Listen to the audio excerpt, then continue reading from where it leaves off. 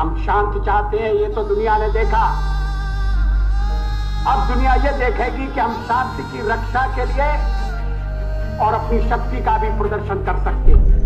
मेरी मिट्टी की संतानों, कारगिल के वीर जवानों, मेरी आन के लिए, मेरी शान के लिए तूने हंस के दे दी अपनी जान। तुझे भूलेगा ना तेरा हिंदुस्तान, तुझे भूलेगा ना तेरा हिंदुस्तान, तुझे भूलेगा ना तेरा हिंदुस्तान,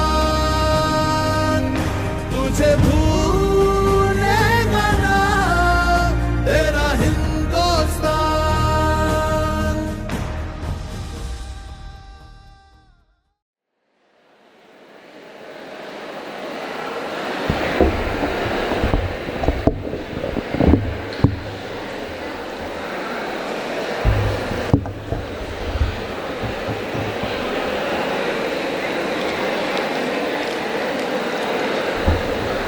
ಆತ್ಮೀಯರೇ, ಎಲ್ಲರಿಗೂ ಶುಭ ಮುಂಜಾನೆ. Lions club Mulki MJF, Leo club Mulki ಇದರ ಆಶ್ರಯದಲ್ಲಿ ನಮ್ಮ ಮೆಡ್ಲಿನ್ PU ಕಾಲೇಜ್ ಕಿಲ್ಪಾಡಿ ಮುಲ್ಕಿ ಇಲ್ಲಿ ಇದರ ಸಹಭಾಗಿತ್ವದೊಂದಿಗೆ ನಾವು ಪ್ರತಿ ವರ್ಷದಂತೆ ಕಾರ್ಗಿಲ್ ದಿನಾಚರಣೆಯನ್ನು ಜುಲೈ 26ಕ್ಕೆ ನಡೆಸಬೇಕಾಗಿತ್ತು. ಆದರೆ ಕೆಲವೊಂದು ಅನಿವಾರ್ಯ ಕಾರಣಗಳಿಂದಾಗಿ ಆ ಒಂದು ಕಾರ್ಯಕ್ರಮವನ್ನು ಇವತ್ತು ಈ ಒಂದು ಮೆಡ್ಲಿನ್ PU ಕಾಲೇಜಿನಲ್ಲಿ ಇವತ್ತು ಹಮ್ಮಿಕೊಂಡಿದ್ದೇವೆ. ಆಗಮಿಸಿದಂಥ ಎಲ್ಲರನ್ನ ಪ್ರಪ್ರಥಮವಾಗಿ ಸ್ವಾಗತಿಸುತ್ತಾ ಈ ಒಂದು ಕಾರ್ಯಕ್ರಮವನ್ನು ಆರಂಭಿಸುವವರೆ ತಮ್ಮೆಲ್ಲರ ಅನುಮತಿಯನ್ನು ಯಾಚಿಸ್ತಾ ಇದ್ದೇವೆ. ಇದೀಗ ಈ ಒಂದು ಕಾರ್ಗಿಲ್ ದಿನಾಚರಣೆಯ ಸಭಾ ಕಾರ್ಯಕ್ರಮದಲ್ಲಿ ನಮ್ಮ ಮುಲ್ಕಿ ಲಯನ್ಸ್ ಕ್ಲಬ್ಬಿನ ಲಿಯೋ ಉಪಾಧ್ಯಕ್ಷರಾಗಿರ್ತಕ್ಕಂಥ ಶ್ರದ್ಧಾ ಕೋಟ್ಯಾನ್ರವರು ವೇದಿಕೆಗೆ ಆಗಮಿಸಬೇಕು. ಅದೇ ರೀತಿ ಕೋಶಾಧಿಕಾರಿ ಸುಶೀಲ್ ಎಸ್ ಬಂಗೇರ ಇವರನ್ನು ಕೂಡ ನಾನು ವೇದಿಕೆಗೆ ಆಹ್ವಾನಿಸ್ತಿದ್ದೇನೆ. ಮುಲ್ಕಿ ಲಯನ್ಸ್ ಕ್ಲಬ್ಬಿನ ಈ ವರ್ಷದ ಪ್ರಸ್ತುತ ಸಾಲಿನ ಅಧ್ಯಕ್ಷರು ನಮ್ಮೆಲ್ಲರ ಆತ್ಮೀಯರಾಗಿರ್ತಕ್ಕಂಥ ಲಯನ್ ರಾಲ್ಪಿ ಡಿ ಕೋಸ್ಟಾ ಇವರು ಇಂದು ಈ ಕಾರ್ಯಕ್ರಮದ ಅಧ್ಯಕ್ಷತೆಯನ್ನು ವಹಿಸಿಕೊಳ್ಳುವಂತೆ ಅವರಲ್ಲಿ ಕೇಳಿಕೊಳ್ತಾ ಇದ್ದೇನೆ. ಅದೇ ರೀತಿ ಇಂದಿನ ಈ ಕಾರ್ಯಕ್ರಮದ ಉದ್ಘಾಟಕರಾಗಿ ಈ ಕಾರ್ಯಕ್ರಮದ ವೇದಿಕೆಯಲ್ಲಿ ನಮ್ಮ ವಲಯ 1ರ ವಲಯಾಧ್ಯಕ್ಷೆ ಶೀತಲ್ ಸುಶೀಲ್ರವರನ್ನು, ಅದೇ ರೀತಿ ಪ್ರಾಂತೀಯ ಅಧ್ಯಕ್ಷರಾದಂಥ ಸುಜಿತ್ ಎಸ್ ಸಾಲ್ಯನ್ರವರನ್ನು, ಹಾಗೆಯೇ ಇಂದಿನ ಈ ಸಮಾರಂಭದ ಉದ್ಘಾಟಕರು ಆಗಿರ್ತಕ್ಕಂಥ ಈ ಶಾಲೆಯ ಪ್ರಾಂಶುಪಾಲರು ಸಿಸ್ಟರ್ ಲೀಡಿಯಾ ಮೆಂಡೋನ್ಸಾ ಇವರನ್ನು ನಾನು ವೇದಿಕೆಗೆ ಅತ್ಯಂತ ಪ್ರೀತಿಪೂರ್ವಕವಾಗಿ ಆಹ್ವಾನಿಸ್ತಿದ್ದೇನೆ. ಅದೇ ರೀತಿ ಇಂದಿನ ಈ ಕಾರ್ಯಕ್ರಮದ ಕೇಂದ್ರ ಬಿಂದುಗಳಲ್ಲಿ ಹೋರಾಡಕ್ಕಿದ್ದಂಥ ಕಾರ್ಗಿಲ್ ವಿಜಯ ಇದರಲ್ಲಿ ಕದನದಲ್ಲಿ ಹೋರಾಡಿದಂಥ ನಮ್ಮ ನಿವೃತ್ತ ಯೋಧರಾಗಿರ್ತಕ್ಕಂಥ ಇಂದು ದಿಕ್ಸೂಚಿ ಭಾಷಣವನ್ನು ಕೂಡ ಅವರು ಮಾಡಲಿಕ್ಕಿದ್ದಾರೆ. ಪ್ರವೀಣ್ ಶೆಟ್ಟಿಯವರನ್ನು ನಾನು ಅತ್ಯಂತ ಪ್ರೀತಿಪೂರ್ವಕವಾಗಿ ವೇದಿಕೆಗೆ ಆಹ್ವಾನಿಸ್ತಾ ಇದ್ದೇನೆ. ಅದೇ ರೀತಿ ಇಂದಿನ ಈ ಸಮಾರಂಭದಲ್ಲಿ ನಿವೃತ್ತ ಯೋಧರು ಹಿರಿಯರು ಆಗಿರ್ತಕ್ಕಂಥ ಕೊರಗಪ್ಪ KC ಯಜಮಾಡಿ ಇವರು ಇಂದು ಸನ್ಮಾನಗೊಳ್ಳಲಿಕ್ಕಿದ್ದಾರೆ. ಅವರನ್ನು ಕೂಡ ನಾನು ವೇದಿಕೆಗೆ ಅತ್ಯಂತ ಪ್ರೀತಿಪೂರ್ವಕವಾಗಿ ಅವರನ್ನು ಆಹ್ವಾನಿಸುತ್ತಿದ್ದೇನೆ.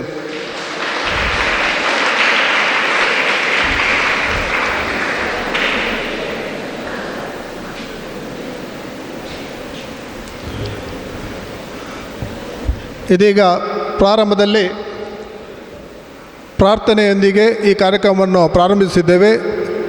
ಮೆಡ್ಲಿನ್ PU ಕಾಲೇಜಿನ ವಿದ್ಯಾರ್ಥಿನಿಯರಿಂದ ಈಗ ಪ್ರಾರ್ಥನೆ.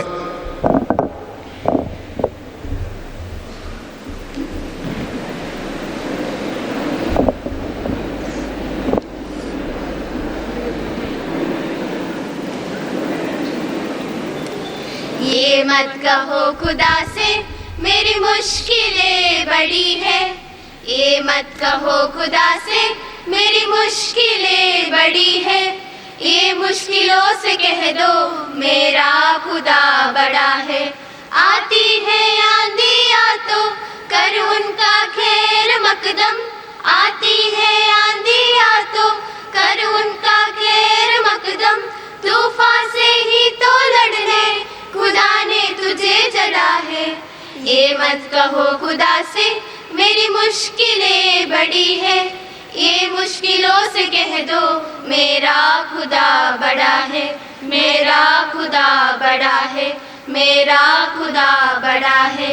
अग्नि में तप के सोना है और भी निकलता, अग्नि में तप के सोना है और भी निकलता, दुर्गम को पार करके हिमालय कोई चढ़ा है।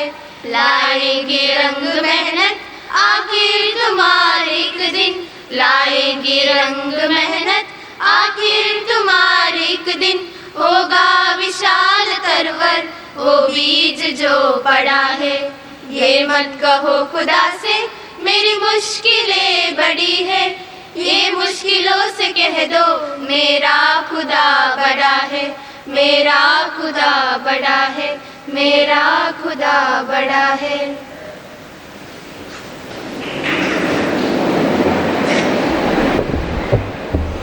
ವಂದನೆಗಳು. ಪ್ರಾರ್ಥನೆಯನ್ನು ಹಾಡಿದಂಥ ಮೆಡ್ಲಿನ್ PU ಕಾಲೇಜಿನ ವಿದ್ಯಾರ್ಥಿನಿಯರಿಗೆ ಪ್ರಾಂತೀಯ ಅಧ್ಯಕ್ಷರಾಗಿರ್ತಕ್ಕಂಥ ಸುಜಿತ್ SL ಸಾಲೇನ್ರವರು ಆಗಮಿಸ್ತಾರೆ. ದಯವಿಟ್ಟು ವೇದಿಕೆಗೆ ಆಗಮಿಸುವಂತೆ ತಮ್ಮಲ್ಲಿ ವಿನಂತಿಸ್ತಾ ಇದ್ದೇನೆ.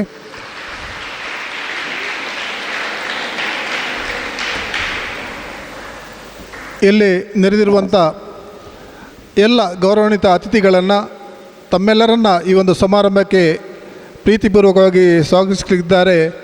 ನಮ್ಮ ಮುಲ್ಕಿ ಲಯನ್ಸ್ ಕ್ಲಬ್ಬಿನ ಈ ವರ್ಷದ ಅಧ್ಯಕ್ಷರಾಗಿರ್ತಕ್ಕಂಥ ಲಯನ್ ರಾಲ್ಫಿ ಡಿ ಕೋಸ್ಟಾರ್ ಅವರು ತಮ್ಮೆಲ್ಲರನ್ನ ಈ ಒಂದು ಸಮಾರಂಭಕ್ಕೆ ಸ್ವಾಗತಿಸಲಿದ್ದಾರೆ.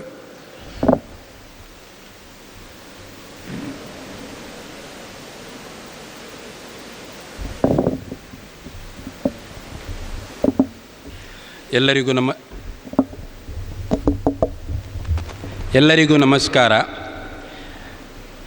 Lions club, Leo club Mulki, Medalin PU college Mulki ಇವರ ಸಹಭಾಗಿತ್ವದಲ್ಲಿ 25ನೇ ವರ್ಷದ ಕಾರ್ಗಿಲ್ ವಿಜಯೋತ್ಸವದ ಸಂಭ್ರಮಾಚರಣೆಯನ್ನು ನಡೆಸಲು ನಾವು ಅತಿ ಸಂತೋಷದಿಂದ ಇವತ್ತಿಲ್ಲಿ ಸೇರಿದ್ದೇವೆ. ಈ ಕಾರ್ಯಕ್ರಮಕ್ಕೆ ಆಗಮಿಸಿದಂಥ ಈ ಶಾಲಾ ಪ್ರಿನ್ಸಿಪಾಲ್ ಲೀಡಿಯಾ ಮೆಂಡೋನ್ಸರವರಿಗೆ ಎರಡೂ ಸಂಸ್ಥೆಯ ವತಿಯಿಂದ ಆತ್ಮೀಯವಾಗಿ ಸ್ವಾಗತಿಸ್ತಾ ಇದ್ದೇನೆ. ಇವರಿಗೆ ನಮ್ಮ ಕಾರ್ಯದರ್ಶಿಯವರ ಲತಾ, ಲಯನ್ಸ್ ಕ್ಲಬ್ಬಿನ ಸದಸ್ಯರಾದ ಲತಾರವರು ಬಂದು ಹೂವನ್ನು ಕೊಟ್ಟು ಸ್ವಾಗತಿಸಬೇಕಾಗಿ ಕೇಳಿಕೊಳ್ತಾ ಇದ್ದೇನೆ.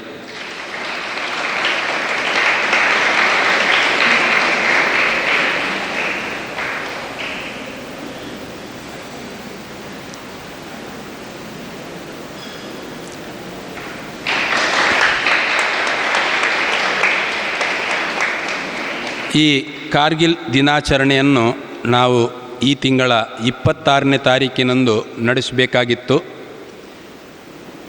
ನಾವು ಹಿಂದೆ ಈ ಊರಿನಲ್ಲಿ ಈ ದಿನಾಚರಣೆಯನ್ನು ನಡೆಸಿದಾಗ ಡಾಕ್ಟರ್ ಪ್ರವೀಣ್ ಶೆಟ್ಟಿಯವರು ನಾವು ಕೇಳಿಕೊಂಡ ಮೇರೆಗೆ ಬಂದು ತನ್ನ ಅನಿಸಿಕೆಯನ್ನು, ಅವರು ಕಾರ್ಗಿಲ್ನಲ್ಲಿ ವಿಜಯೋತ್ಸವದಲ್ಲಿ ಪಾಲ್ಗೊಂಡ ರೀತಿಯನ್ನು ನಮಗೆ ಬಣ್ಣಿಸಿದ್ದು ನೋಡಿ ನಾವು ರೋಮಾಂಚನಗೊಂಡು ನಮ್ಮ ಈ ನಡನಾಡಿಗಳಲ್ಲಿ ರಕ್ತ ಸಂಚಾರ ಹೆಚ್ಚಾಗಿದ್ದನ್ನು ಕಂಡು ಈ ಬಾರಿಯೂ ಅವರೇ ಬರಬೇಕು, ಅವರೇ ಈ ಕಾರ್ಯಕ್ರಮದಲ್ಲಿ ಭಾಗವಹಿಸಿ ನಮ್ಮ ಈ ಮುದ್ದು ಮಕ್ಕಳಿದ್ದಾರೆ ಅವರಿಗೂ ನಮಗೂ ಈ ಒಂದು ದೇಶಭಕ್ತಿಯನ್ನು ಹೆಚ್ಚಿಸುವಲ್ಲಿ ಸಹಾಯ ಆಗಬಹುದೆಂಬ ಉದ್ದೇಶದಿಂದ ಅವರೇ ಬರಬೇಕೆಂಬ ಉದ್ದೇಶ ನಮ್ಮ ಇಡೀ ಲಯನ್ಸ್ ಕ್ಲಬ್ಬಿನ ಸದಸ್ಯರದ್ದಿತ್ತು. ಆದ್ದರಿಂದ ಆ ದಿವಸ ಅವರಿಗೆ ಸಾಧ್ಯವಾಗದ ಕಾರಣ ಇನ್ನೊಂದು ದಿವಸ ನಮಗಾಗಿ ಅವರು ಏನು ಬ್ಯಾಂಕಿನಲ್ಲಿ ಉದ್ಯೋಗಿಯಾಗಿದ್ದಾರೆ. ಅಲ್ಲಿ ರಜೆ ಅವರಿಗೆ ಸಿಗದಿದ್ದರೂ ರಜೆ ಹಾಕ್ಕೊಂಡು ಇವತ್ತು ಆ ದಿವಸ ಡಿ ಸಿ ಅವರು ಶಾಲೆಗೆ ರಜೆ ಇದ್ದ ಕಾರಣ ಇವತ್ತು ಮಗದೊಮ್ಮೆ ನಾವು ವಿನಂತಿಸಿದಾಗ ದೂರದ ಕನ್ಯಾನದಿಂದ ಕ್ಲಪ್ತ ಸಮಯಕ್ಕೆ 10:30 ಗಂಟೆಗೆ ಅಷ್ಟು ದೂರದಿಂದ ಮುಲ್ಕಿಗೆ ಬಂದು ತಲುಪಿ ಇವತ್ತು ದಿಕ್ಸೂಚಿ ಭಾಷಣ ಮಾಡಲಿಕ್ಕಿದ್ದಾರೆ. ನಿಮ್ಮೆಲ್ಲರ ವತಿಯಿಂದ ನಾವು ಅವರಿಗೆ ಕೈ ಮುಗಿದು ಸ್ವಾಗತಿಸ್ತಾ ಇದ್ದೇವೆ. ಲಯನ್ ರಂಗನಾಥ್ ಶೆಟ್ಟಿ ಅವರನ್ನು ಬಂದು ಹೂ ಕೊಟ್ಟು ಸ್ವಾಗತಿಸಬೇಕಾಗಿ ಕೇಳಿಕೊಳ್ತಾ ಇದ್ದೇನೆ. ಲಯನ್ಸ್ ಕ್ಲಬ್ಬಿನ ರಿಜಿನಲ್ ಪ್ರೆಸಿಡೆಂಟ್ ಆದ ನಮ್ಮ ಲಯನ್ ಸುಜಿತ್ ಸಾಲಿಯನ್ರವರು ಈ ಕಾರ್ಯಕ್ರಮಕ್ಕೆ ಆಗಮಿಸಿದ್ದಾರೆ. ಅವರಿಗೆ ನಮ್ಮ ಹೊಸದುರ್ಗರವರು ಬಂದು ಸ್ವಾಗತಿಸಬೇಕಾಗಿ ಕೇಳಿಕೊಳ್ತಾ ಇದ್ದೇನೆ. ಅದೇ ರೀತಿ ನಮ್ಮ ಲಯನಿನ ಝೋನಲ್ ಪ್ರೆಸಿಡೆಂಟ್ರಾದ ಶೀತಲ್ ಸುಶೀಲ್ರವರು ಆಗಮಿಸಿದ್ದಾರೆ. ಅವರಿಗೆ ಶೋಭಾ ಸುಜಿತ್ರವರು ಬಂದು ಹೂ ಕೊಟ್ಟು ಸ್ವಾಗತಿಸಬೇಕಾಗಿ ಕೇಳಿಕೊಳ್ತಾ ಇದ್ದೇನೆ. ಅದೇ ರೀತಿ ನಮ್ಮ ಲಿಯೋ ಕ್ಲಬ್ಬಿನ ಇವತ್ತು ನಾವು ಸನ್ಮಾನಿಸಲಿಕ್ಕಿದ್ದೇವೆ. ನೋಡುವಾಗ ಒಂದು 50 ವರ್ಷದ ಯುವಕನಂತೆ ಕಾಣುತ್ತಿರುವಂಥ ಕೊರಗಪ್ಪ ಕೇಸಿಯವರು. ಇವರು ಮಿಲಿಟರಿಯಲ್ಲಿ ಯೋಧರಾಗಿ ನಮ್ಮ ದೇಶಕ್ಕಾಗಿ ಹೋರಾಡಿದ ಒಬ್ಬ ಮಹಾನ್ ನಾಯಕ. ಇವರು ಇವತ್ತು ನಿವೃತ್ತ ಜೀವನವನ್ನು ಯಜಮಾಡಿಸಲಿದ್ದಾರೆ. ಅವರಿಗೆ ನಮ್ಮ ಲಯನ್ನ ಹಿರಿಯ ಸದಸ್ಯರಾದ ಶೇಖರ್ ಪೂಜಾರಿ ಅವರು ಬಂದು ಹೂ ಕೊಟ್ಟು ಸ್ವಾಗತಿಸಬೇಕಾಗಿ ಕೇಳಿಕೊಳ್ತಾ ಇದ್ದೇನೆ.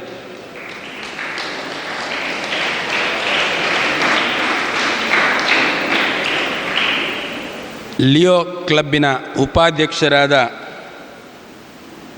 ಶ್ರದ್ಧಾ ಕೋಟ್ಯನ್, ನಮ್ಮ ಲಯನ್ಸ್ ಕ್ಲಬ್ಬಿನ ಕಾರ್ಯದರ್ಶಿಯಾದ ಉದಯ ಅಮೀನ್, ಕೋಶಾಧಿಕಾರಿ ಅವರಾದ ಸುಶೀಲ್ರವರನ್ನು ಹಾಗೂ ಇಲ್ಲಿ ಸೇರಿದ ನಮ್ಮ ಲಯನ್ಸ್ ಕ್ಲಬ್ಬಿನ ಸದಸ್ಯರು ಹಾಗೂ ಉದಯವಾಣಿ ಪತ್ರಿಕೆಯ ಮಾಧ್ಯಮ ಮಿತ್ರರಾದ ಸರ್ವೋತ್ತಮ ಆಂಚನ್ರವರಿಗೆ ಹಾಗೂ ಎಲ್ಲ ಮುಖ್ಯೋಪಾಧ್ಯಾಯರಿಗೆ, ಲಿಯೋ ಕ್ಲಬ್ಬಿನ ಸದಸ್ಯರುಗಳಿಗೆ ಹಾಗೂ ಎಲ್ಲ ವಿದ್ಯಾರ್ಥಿನಿಯರಿಗೆ ಒಂದೇ ಮಾತಿನಲ್ಲಿ ಸ್ವಾಗತಿಸುತ್ತಾ ನನ್ನ ಸ್ವಾಗತವನ್ನು ಮುಗಿಸ್ತಾ ಇದ್ದೇನೆ. ದೇವರಳ್ಳಿ.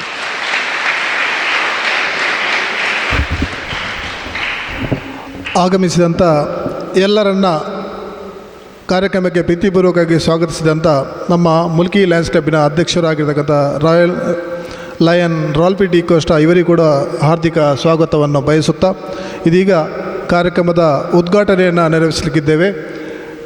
ಈ ಶಾಲೆಯ ಪ್ರಾಂಶುಪಾಲರಾಗಿರ್ತಕ್ಕಂಥ ಸಿಸ್ಟರ್ ಲೀಡಿಯಾ ಮೆಂಡನ್ ಸಾರ್ ಅವರು ದೀಪ ಬೆಳಗಿಸಿ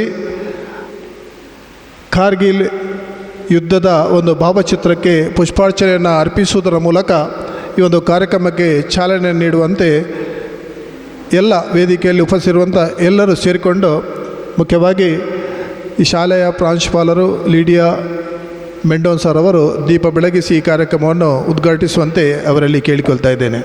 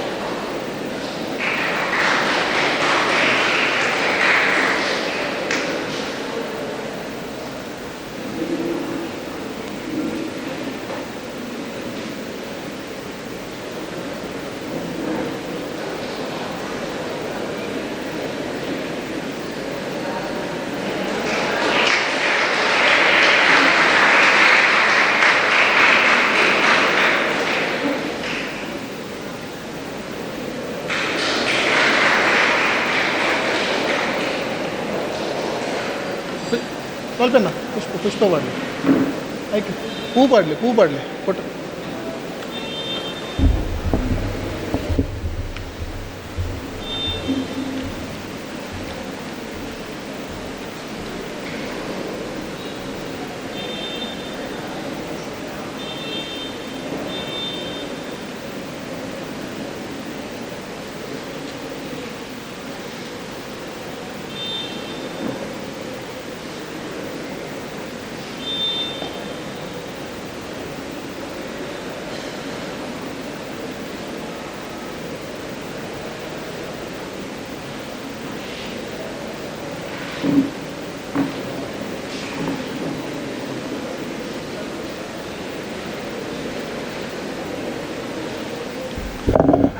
ಶಾಲೆಯ SPL ದಯವಿಟ್ಟು ವೇದಿಕೆಗೆ ಬಂದು ಪುಷ್ಪಾರ್ಚನೆ ನೆರವೇರಿಸಿಕೊಡ್ಬೇಕು.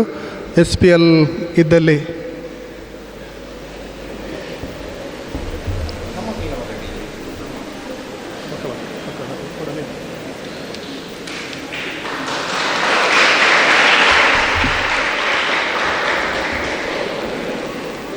ಕಾರ್ಗಿಲ್ ವಿಜಯ ದಿನಾಚರಣೆಯನ್ನು ಇವತ್ತು ಮೆಡ್ಲಿನ್ PU ಕಾಲೇಜಿನಲ್ಲಿ ಉದ್ಘಾಟನೆಗೊಂಡಿದೆ.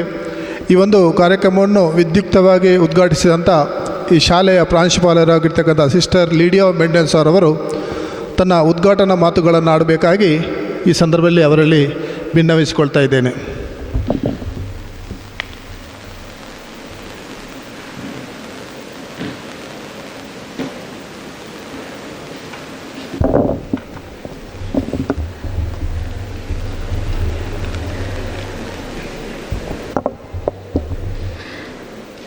Respected dignitaries on the dais, faculty members, dear students and my dear friends, good morning to everyone.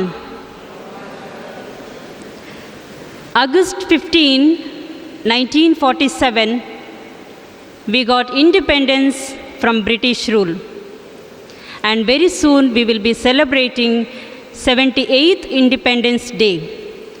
And we will pay our tribute to all those who sacrificed their life for the nation.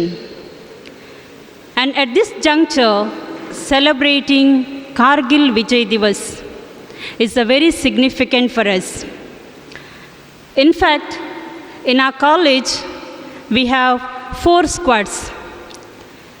And each squad is responsible to display some articles, some stories, artworks, on the notice board as per the theme. And for the month of July, we had the theme on Environment Day and Kargil Vijay Divas. And when the Lions Club president and the members, when they approached me to discuss on celebrating this Kargil Vijay Divas, I felt very happy.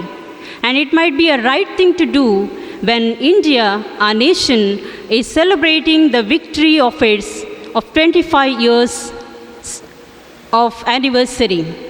So I felt very happy, and I felt maybe, if not many, 1 or 2 students may be inspired to serve the nation as soldiers after listening to the inspiring speech and also the honor we will be giving here to the ex-army men.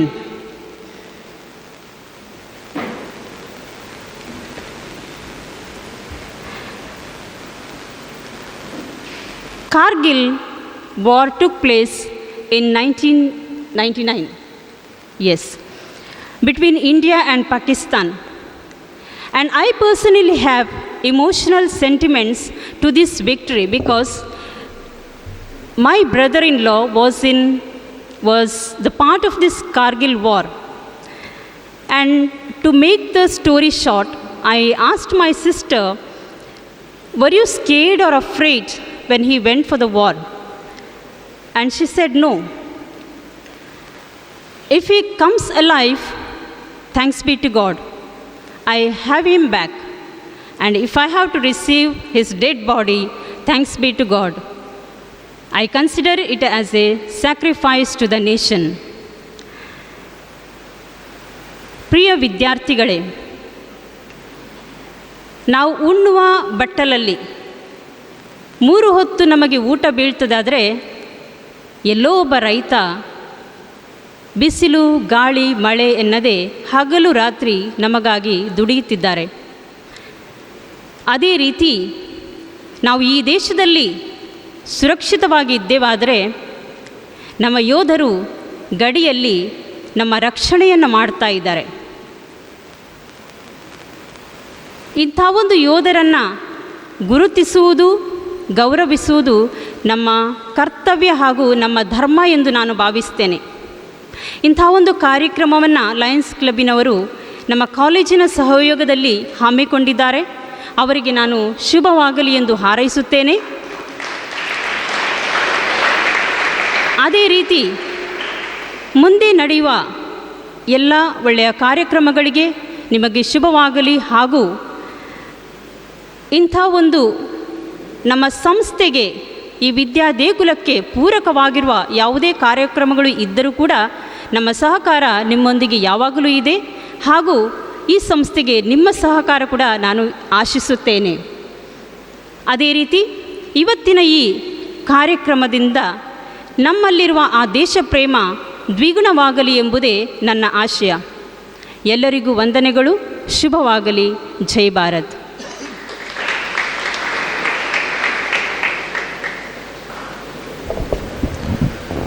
ಕಾರ್ಯಕ್ರಮವನ್ನು ದೀಪ ಬೆಳಗಿಸುವುದರ ಮೂಲಕ ಉದ್ಘಾಟಿಸಿ ಸಾಂದರ್ಭಿಕವಾಗಿ ನಮ್ಮ ಸಂಸ್ಥೆಗೆ ಸದಾ ಪ್ರೋತ್ಸಾಹ ಸದಾ ಇದೆ ಅಂತೇಳಿ ನಮಗೆ ಹಾರೈಸಿದಂಥ ಈ ಶಾಲೆಯ ಪ್ರಾಂಶುಪಾಲೆ ಸಿಸ್ಟರ್ ಲೀಡಿಯಾ ಮೆಂಡನ್ ಸರ್ ಅವರಿಗೆ ಈ ಸಂದರ್ಭದಲ್ಲಿ ಕೃತಜ್ಞತೆಗಳನ್ನು ಸಲ್ಲಿಸ್ತಾ ಇದ್ದೇನೆ. ಇದೀಗ ಕಾರ್ಯಕ್ರಮದ ಮುಂದಿನ ಅಂಗ ನಿವೃತ್ತ ಯೋಧರಿಗೆ ಸನ್ಮಾನ ಕಾರ್ಯಕ್ರಮ. ಮೊದಲನೇದಾಗಿ ಕೊರಗಪ್ಪ KC ಹೆಜಮಾಡಿ ಇವರನ್ನು ನಾವು ಸನ್ಮಾನಿಸಲಿಕ್ಕಿದ್ದೇವೆ.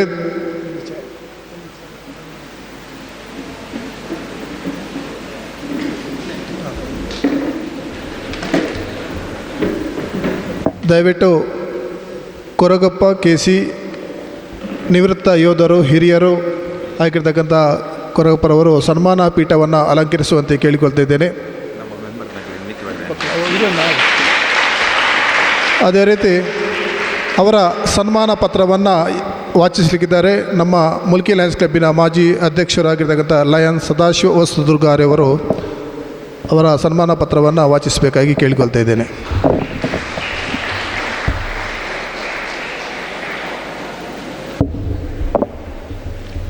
Lions club Mulki, MJF Leo club Mulki, ಜಿಲ್ಲೆ 317 ಡಿ ಪ್ರಾಂತ್ಯ 10 ವಲಯ 1 ಹಾಗೂ medal PU college Kilpady Mulki. Kargil ವಿಜಯೋತ್ಸವ ದಿನಾಚರಣೆ ಸಂದರ್ಭದಲ್ಲಿ ಮಾಜಿ ಸೈನಿಕರಾದ ಕೊರಗಪ್ಪ KC ಇವರಿಗೆ ಸಮರ್ಪಿಸುವ ಸನ್ಮಾನ ಪತ್ರ.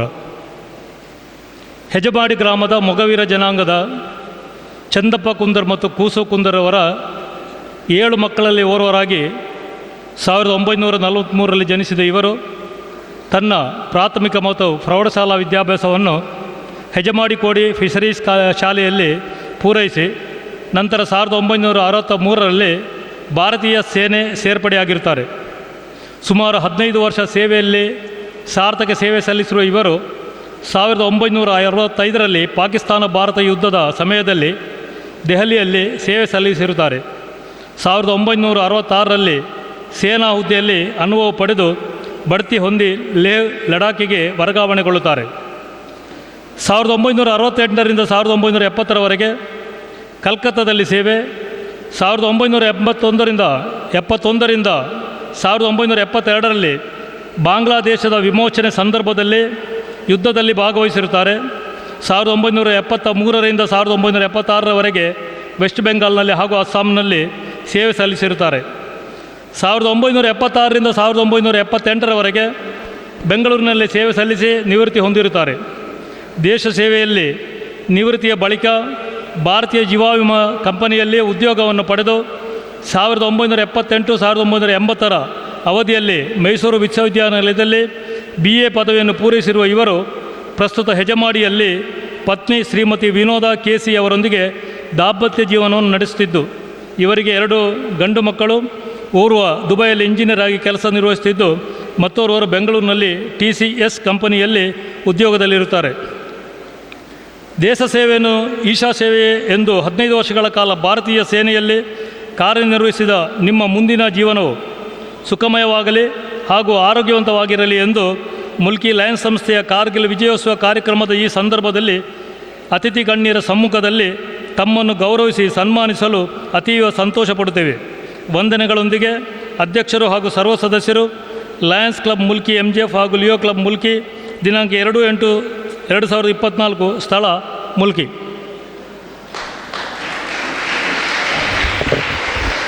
ವಂದನೆಗಳು ಸದಾಶಿವ ಹೊಸೂರ್ಗಾರ್ ಅವರಿಗೆ.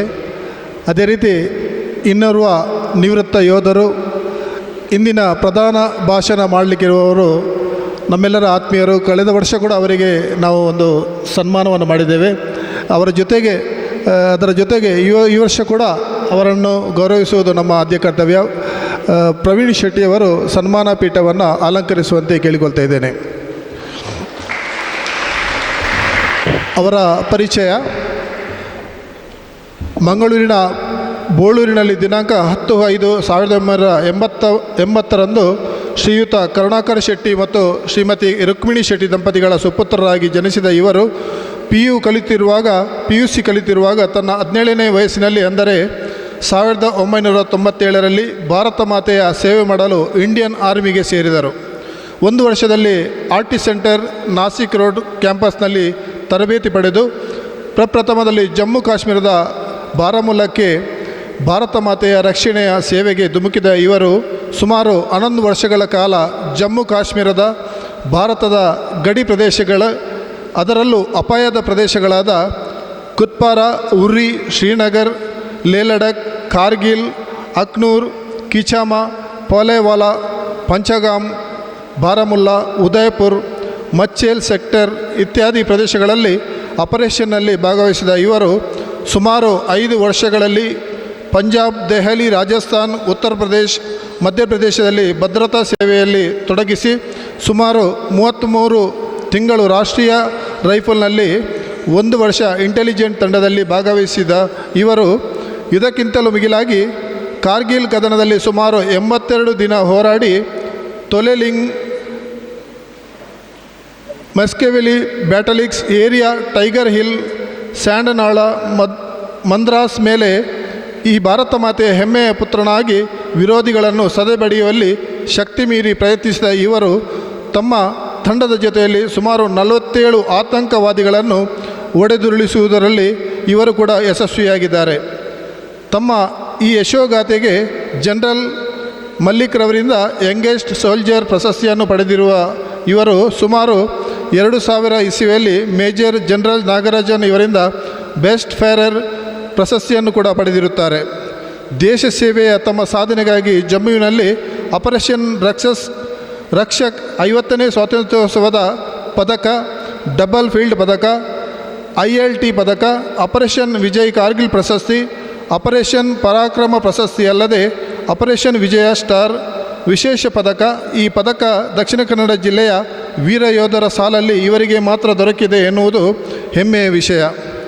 ಭಾರತ ಮಾತೆಯ ಸೇವೆಯನ್ನು 16 ವರ್ಷ ಮಾಡಿ ಭಾರತ ಮಾತೆಯ ಹೆಮ್ಮೆಯ ಸುಪುತ್ರನಾಗಿ ದೇಶ ಸೇವೆಗೆ ತನ್ನನ್ನು ಮುಡಿಪಾಗಿಟ್ಟು ದೇಶ ರಕ್ಷಣೆಯ ಕಾಯಕದಲ್ಲಿ ತೊಡಗಿಸಿ ತಮ್ಮ ಜಿಲ್ಲೆಗೆ, ರಾಜ್ಯಕ್ಕೆ, ಯುವ ಶಕ್ತಿಗೆ ಮಾದರಿಯಾಗಿರುವ ಇವರು ದೇಶ ಸೇವೆ ಮತ್ತು ಹಲವು ಸಂಘ ಸಂಸ್ಥೆಗಳ ಮೂಲಕ ಸಮಾಜ ಸೇವೆ ಮಾಡಿರುವುದಕ್ಕಾಗಿ universal development council in association with empire ಯೂನಿವರ್ಸಿಟಿಯಿಂದ ಗೌರವ ಡಾಕ್ಟರೇಟ್ ಬಿರುದು ನೀಡಿ ಗೌರವಿಸಿರುತ್ತಾರೆ.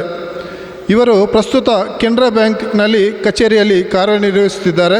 ಶ್ರೀಮತಿ ಜಯರೇಖಾ ಶೆಟ್ಟಿಯವರನ್ನು ವಿವಾಹವಾಗಿ ಕುಮಾರಿ ವೃದ್ಧಿ ಪಿ ಶೆಟ್ಟಿ, ರುದೀಪ್ ಪಿ ಶೆಟ್ಟಿ ಹಾಗೂ ಧ್ರುವಿನ್ ಪಿ ಶೆಟ್ಟಿ ಎಂಬ 3 ಮಕ್ಕಳೊಂದಿಗೆ ಸುಖಿ ನೆಮ್ಮದಿ ಜೀವನ ನಡೆಸುತ್ತಿರುವ ಇವರೇ ಇಂದಿನ ಈ ಕಾರ್ಯಕ್ರಮದ ಮುಖ್ಯ ಭಾಷಣಕಾರರಾಗಿರ್ತಕ್ಕಂಥ ಪ್ರವೀಣ್ ಶೆಟ್ಟಿಯವರನ್ನು ಕೂಡ ಈ ಒಂದು ಸಂದರ್ಭದಲ್ಲಿ ನಾವು ಸನ್ಮಾನಿಸಲಿದ್ದೇವೆ. ದಯವಿಟ್ಟು ನಮ್ಮ ಸನ್ಮಾನವನ್ನು ಅತ್ಯಂತ ಪ್ರೀತಿಯಿಂದ ಸ್ವೀಕರಿಸುವಂತೆ ನಮ್ಮಲ್ಲಿ ಭಿನ್ನವಹಿಸಿಕೊಳ್ತಾ ಇದ್ದೇನೆ. ಎಲ್ಲ ವೇದಿಕೆಯಲ್ಲಿರುವಂಥ ಎಲ್ಲ ಅತಿಥಿ ಗಣ್ಯರು ಒಟ್ಟು ಸೇರಿಕೊಂಡು ಈ ಇಬ್ಬರು ಯೋಧರನ್ನು ಕೂಡ ಸನ್ಮಾನಿಸಿ ಗೌರವಿಸುವಂತೆ ಈ ಸಂದರ್ಭದಲ್ಲಿ ಕೇಳಿಕೊಳ್ತಾ ಇದ್ದೇನೆ.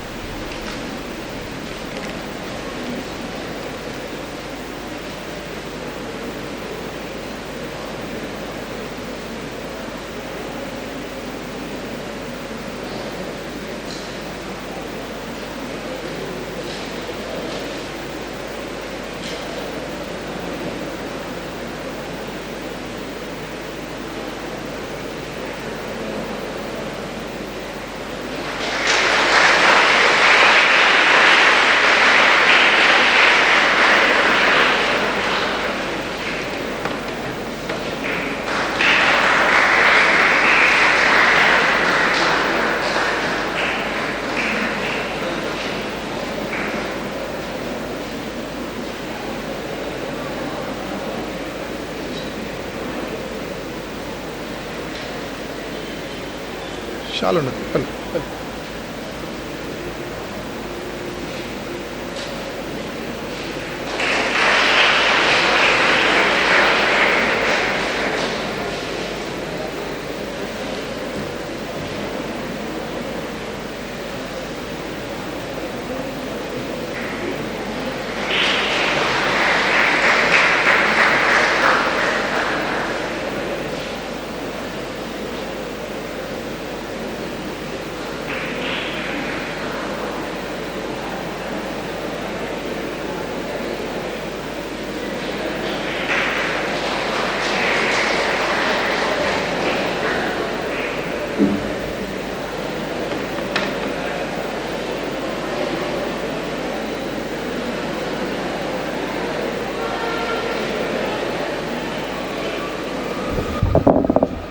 ಎಲ್ಲ ಲಯನ್ಸ್ ಮೆಂಬರ್ಗಳು ಒಂದು ಗ್ರೂಪ್ ಫೋಟೋಗಾಗಿ ಬರಬೇಕಾಗಿ ವಿನಂತಿ.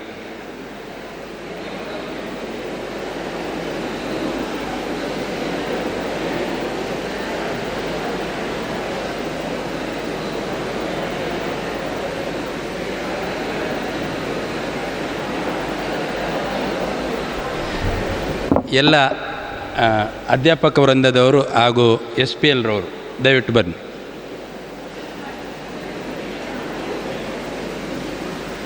I request all the lecturers to come to the stage.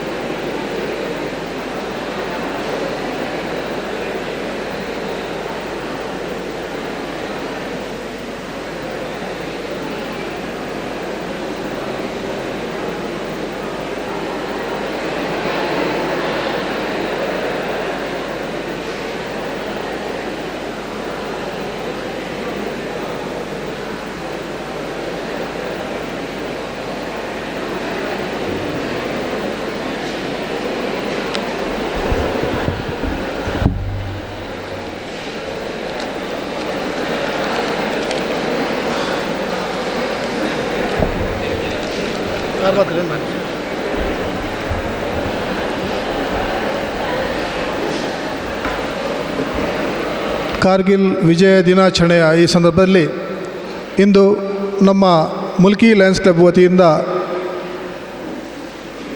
Koragappa KC ಹಾಗೂ ನಿವೃತ್ತ ಯೋಧರಾಗಿರ್ತಕ್ಕಂಥ ಪ್ರವೀಣ್ ಶೆಟ್ಟಿಯವರನ್ನು ನಾವು ಸನ್ಮಾನಿಸಿ ಗೌರವಿಸಿದ್ದೇವೆ.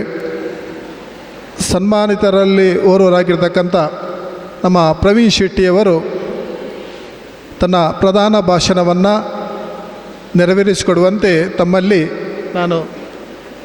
ನೆರವೇರಿಸಿಕೊಡುವಂತೆ ಪ್ರವೀಣ್ ಶೆಟ್ಟಿಯವರಲ್ಲಿ ನಾನು ಕೇಳಿಕೊಳ್ತಾ ಇದ್ದೇನೆ. ಎಲ್ಲರಿಗೂ ನಮಸ್ಕಾರ.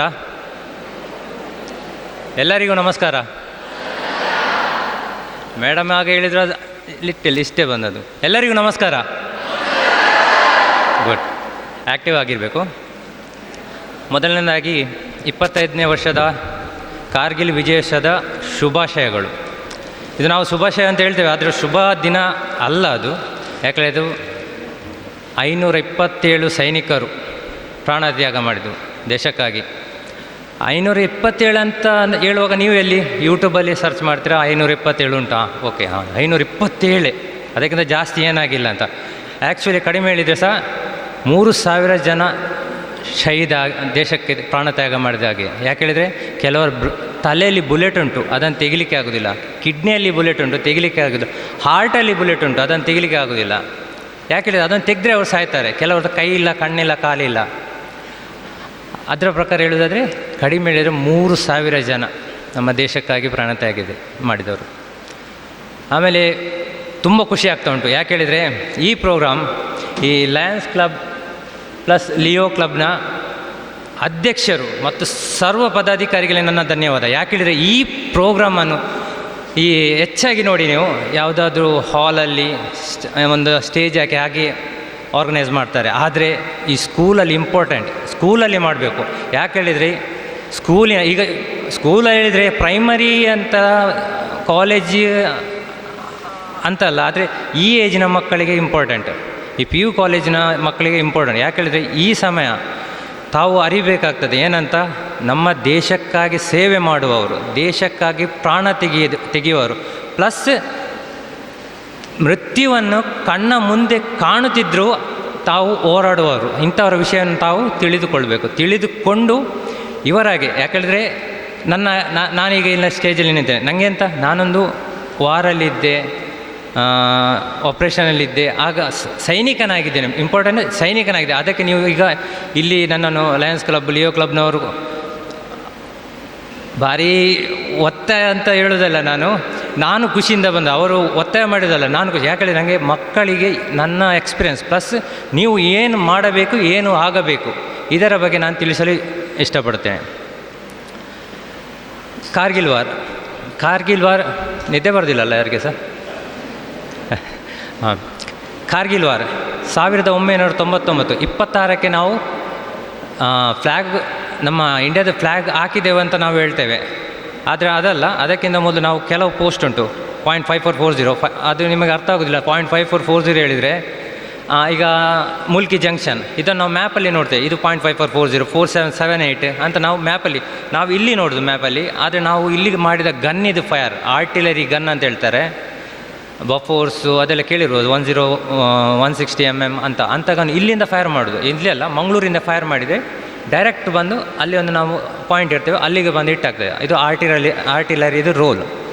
ಹಾಗೆ ನೆಕ್ಸ್ಟ್ 1999 ಜನವರಿ ತಿಂಗಳಲ್ಲಿ 98 ಡಿಸೆಂಬರ್ ಪ್ಲಸ್ ಜನವರಿ ತಿಂಗಳಲ್ಲಿ ಹಿಮಪಾತ ಆಗ್ತದೆ. ಆಗ ಒಂದು ಇಂಡಿಯಾ ಮತ್ತು ಪಾಕಿಸ್ತಾನ ಒಂದು ಅಗ್ರಿಮೆಂಟ್ ಮಾಡಿರ್ತದೆ, ತಾವು ತಮ್ಮ ಬೇಸ್ ಕ್ಯಾಂಪ್ ಹಿಂದೆ 10 ಕಿಲೋಮೀಟರ್ ಹೇಳಿದರೆ 7 ಕಿಲೋಮೀಟರ್ ಆಗ್ತದೆ, 14 ಕಿಲೋಮೀಟ್ರ್ ಮಿಡಲ್ ಹಿಂದೆ ಹೋಗಬೇಕು, ನಾವು ನಮ್ಮ ಬೇಸಿಗೆ ಬರ್ತೇವೆ ಅಂತ ಅಗ್ರಿಮೆಂಟ್ ಆಗಿತ್ತು. ನಾನು ಕಾರ್ಗಿಲ್ ವಾರ್ನ ಬಗ್ಗೆ ಹೇಳ್ತೇನೆ, ಪ್ಲಸ್ ಕಾರ್ಗಿಲ್ಗೆ ಹೆಸರು ಬಂದ ವಿಷಯ, ಮತ್ತು ಕಾರ್ಗಿಲ್ನಲ್ಲಿ ನನ್ನೊಟ್ಟಿಗಿದ್ದು ದೇಶಕ್ಕಾಗಿ ಪ್ರಾಣತ್ಯಾಗ ಮಾಡಿದವರ ವಿಷಯವನ್ನು ಮತ್ತು ನಾವು ಮಾಡಿದ ಅಟ್ಯಾಕ್ನ ಬಗ್ಗೆ ನಿಮಗೆ ತಿಳಿಸ್ತೇನೆ. ಆ ಸಮಯದಲ್ಲಿ ಅವರು ಅಗ್ರಿಮೆಂಟನ್ನು ಡಿಸೋಬೇ ಮಾಡಿದರು. ಅವರೆಂತ ಮಾಡಿದ್ರು ಹೇಳಿದರೆ, ಅವರ ಪೋಸ್ಟನ್ನು ಅವರು ಬಿಟ್ಟು ಕೊಡಲಿಲ್ಲ. ಪ್ಲಸ್ ಎಂತ ಮಾಡಿದ್ರು ಹೇಳಿದರೆ, ಈ ಮಾರ್ಚ್ ಏಪ್ರಿಲಲ್ಲಿ ದೊಡ್ಡ ಹಿಮ ಕರಗ್ತದೆ, ಹೈಟ್ ಗುಡ್ಡೆ ಆಗಿರ್ತದೆ, ಅದು ಕರಗ್ತದೆ, ಕಲ್ಲಾಗಲಿಕ್ಕೆ ಶುರು ಆಗ್ತದೆ. ಕಲ್ಲಾಗುವಾಗ ಅದು ಕಲ್ಲಿಗಿಂತ ಸಹ ಗಟ್ಟಿಗೆ ಕಲ್ಲಾಗ್ತದೆ. ಆ ಟೈಮಲ್ಲಿ ಎಂತ ಮಾಡಿದ್ರು, ಅವರು ನಮ್ಮ ಪೋಸ್ಟಿಗೆ ಬಂದರು, ಇಂಡಿಯಾದ ಒಳಗಿನ ಪೋಸ್ಟು, ಟೈಗರ್ ಹಿಲ್, ಮಸ್ಕೋವಲ್ಲಿ, ಸ್ಯಾಂಡೋನಾಳ, ತೊರೋಲಿನ್, ಮಂದ್ರಾಸ್ ಮತ್ತು 0.5440 ಇಂಥೆಲ್ಲ ಏರಿಯಾ ಇತ್ತು. ಅಲ್ಲಿ 10 ಕಿಲೋಮೀಟರ್ ತನಕ ನಮ್ಮ ಪೋಸ್ಟಿಗೆ ಬಂದು ನಮ್ಮ ಪೋಸ್ಟಿಗೆ ಬಂದು ಕುಳ್ತದೆ. ಯಾಕೆ ಹೇಳಿದರೆ, ಈಗ ನೋಡಿ, ನಾನೀಗ ಮೇಲೆ ಇದ್ದೇನೆ, ನಾವು ನಿಮ್ಮನ್ನು ಆರಾಮದಲ್ಲಿ ಅಬ್ಸರ್ವ್ ಮಾಡ್ಬೋದು, ನೀವು ನನ್ನನ್ನು ಅಬ್ಸರ್ವ್ ಮಾಡಲಿಕ್ಕೆ ಕಷ್ಟ. ಪ್ಲಸ್ ಇದರಿಂದ ಕೆಳಗಿದ್ದವರು, ಅವರಿಗೆ ನನ್ನನ್ನು ನೋಡಲಿಕ್ಕೆ ಆಗೋದಿಲ್ಲ. ನಾವು ಇಲ್ಲಿಂದ ಕೆಳಗಿನವರಿಗೆ ಫೈರ್ ಮಾಡಿದರೆ ನಮಗೆ ಯಾರನ್ನು ಬೇಕಾದರೂ ನಾವು ಕೊಲ್ಬೋದು. ಅಂಥ ಏರಿಯಾದಲ್ಲಿ ಅವರು ಕಬ್ಜಾ ಮಾಡಿಟ್ಟದು. ಅಲ್ಲಿಂದ ನಮ್ಮ ಬ್ರಿಗೇಡ್ ಮತ್ತು ನಮ್ಮ ಮೂಮೆಂಟ್ ಸಪ್ಲೈ ಅದನ್ನು ಕಟ್ ಮಾಡಲಿಕ್ಕೆ, ಅಲ್ಲಿಂದ ಲದಾಖಿಗೆ ಹೋಗುವ ಗನ್ಸ್, ಫುಡ್, ರ್ಯಾಷನ್ ಇದನ್ನೆಲ್ಲ ಕಟ್ ಮಾಡಲಿಕ್ಕೆ ಅಂತ ಅವರು ಆ ಜಾಗವನ್ನು ಕಬ್ಜಾ ಮಾಡಿಟ್ಟದು. ಇದು ಅಲ್ಲಿ ಕಬ್ಜಾ ಮಾಡಿದ ವಿಷಯ.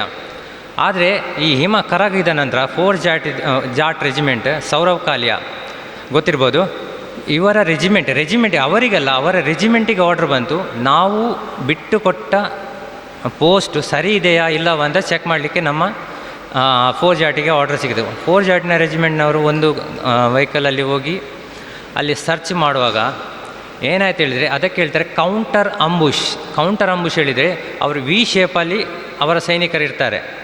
ನಾವು ಮೂವ್ ಮಾಡ್ತಾ ಒಳಗೆ ಬರುವ ತನಕ ನಮ್ಮ ಮೇಲೆ ಫೈರಿಂಗ್ ಮಾಡೋದಿಲ್ಲ. ಅವರು ಏನು ಮಾಡ್ತಾರೆ ಹೇಳಿದರೆ, ಅಲ್ಲಿಂದ ಈ ರೈಟ್ ಸೈಡಿಂದ ಫೈರ್ ಮಾಡಲಿಕ್ಕೆ ಶುರು ಮಾಡ್ತಾರೆ. ಆಗ ನಮ್ಮ ಸೈನಿಕರು ಏನು ಮಾಡ್ತಾರೆ, ಒಂದೇ ಸೈಡಿಗೆ ಫೈರಿಂಗ್ ಮಾಡ್ತಾರೆ. ಆದರೆ ಅವರು ಇಲ್ಲಿದ್ದ ಕೌಂಟರ್ ಹಾಕಿದ ಜಾಗ ಅವರಿಗೆ ಗೊತ್ತಿರೋದಿಲ್ಲ, ಅದರಿಂದ ಅದರಲ್ಲಿ ಉಳಿಯುವುದು ತುಂಬಾ ಕಷ್ಟ. ಅಂತ ಕೌಂಟರ್ ಹಾಕಿ ಅವರನ್ನು ಮತ್ತೆ ನಿಮಗೆಲ್ಲ ಗೊತ್ತುಂಟು, ಅವರಿಗೆ ಚಿತ್ರಹಿಂಸೆ ಕೊಟ್ಟೆಲ್ಲ ಇದು ಮಾಡಿದರು. ಆ ನಂತರ ಏನಾಯಿತು, ಅವರು ಬರದದ್ದು ವಾಪಸ್ ಬಂದಿಲ್ಲ.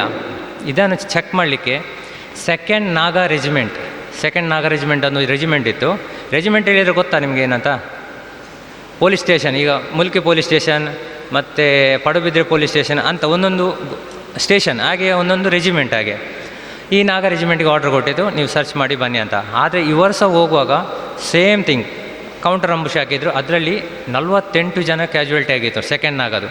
ಫೈರಿಂಗ್ ಆಗಿ ಇವರಿಗೆ ಗೊತ್ತಾದ ಕೂಡಲೇ ಅಂಬುಷ ಒಳಗೆ ನಾವು ಸಿಕ್ಕಿಬಿದ್ದೇವೆ ಅಂತ ಹೇಳುವಾಗ ಸುಬೇದಾರ್ ಮೇಜರ್ ರೆಜಿಮೆಂಟ್ ಇದ್ದವು, ಸುಬೇದಾರ್ ಮೇಜರ್ ಹೇಳ್ತಾರೆ ಹೀಗೆ ನೀವು ವಾಪಸ್ ಬನ್ನಿ ಅಂತ. ವಾಪಸ್ ಬಂದಾಗ ಗೊತ್ತಾಯ್ತು ಏನು ಅಂತ, ನಮ್ಮ ಜಾಗವನ್ನು ಅವರು ಅಟ್ಯಾಕ್ ಮಾಡಿದ್ದಾರೆ ಅಂತ ಪಾಕಿಯರು. ಈ ಸಮಯದಲ್ಲಿ ಏನಾಗ್ತದೆ, ಅದು ಬ್ರಿಗೇಡಿಂದ ಡ್ಯೂಯಿಂದ ಕೋರಿಗೆ ಮೆಸೇಜ್ ಹೋಗ್ತದೆ. ಮೆಸೇಜ್ ಹೋದ ನಂತರ ಎಲ್ಲರಿಗೆ ಏನಾಯಿತು, ನಮ್ಮ ಜಾಗ ಅಟ್ಯಾಕ್ ಮಾಡಿದನ್ನು ವಾಪಸ್ ಪಡೆದುಕೊಳ್ಳಲಿಕ್ಕೆ ಒಂದು ಆಪ್ರೇಷನ್ ಇಡಬೇಕು. ಆಗ ಆ ಆಪ್ರೇಷನ್ಗೆ ಒಂದು ಹೆಸರು ಬೇಕು. ಯಾವುದೇ ಒಂದು ಆಪ್ರೇಷನ್ ಆದರೆ ಸಹ ಅದಕ್ಕೆ ಒಂದೊಂದು ಹೆಸರುಂಟು.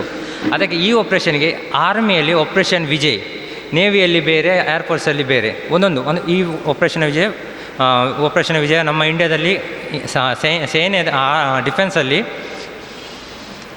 ಆಪ್ರೇಷನ್ ವಿಜಯ್ ಅಂತ ಹೆಸರಾಯಿತು. ಆಮೇಲೆ ಈ ಆಪ್ರೇಷನ್ ವಿಜಯದ ಬಗ್ಗೆ ನಿಮಗೆ ಅಲ್ಲ, ನನಗೇ ಗೊತ್ತಿರಲಿಲ್ಲ. ನಾನು ಆಲ್ರೆಡಿ ನನಗೆ ಲೀವ್ 6-7 ತಿಂಗಳ ನಂತರ ಲೀವ್ ಸ್ಯಾಂಕ್ಷನ್ ಆಗಿತ್ತು. ನಾವು ಊರಿಗೆ ಬಂದಿದ್ದೆ. ಆಗ ಸ್ಟಾರ್ಟ್ ಆದದ್ದು ಕೊಂಕಣ್ ರೈಲ್ವೆ.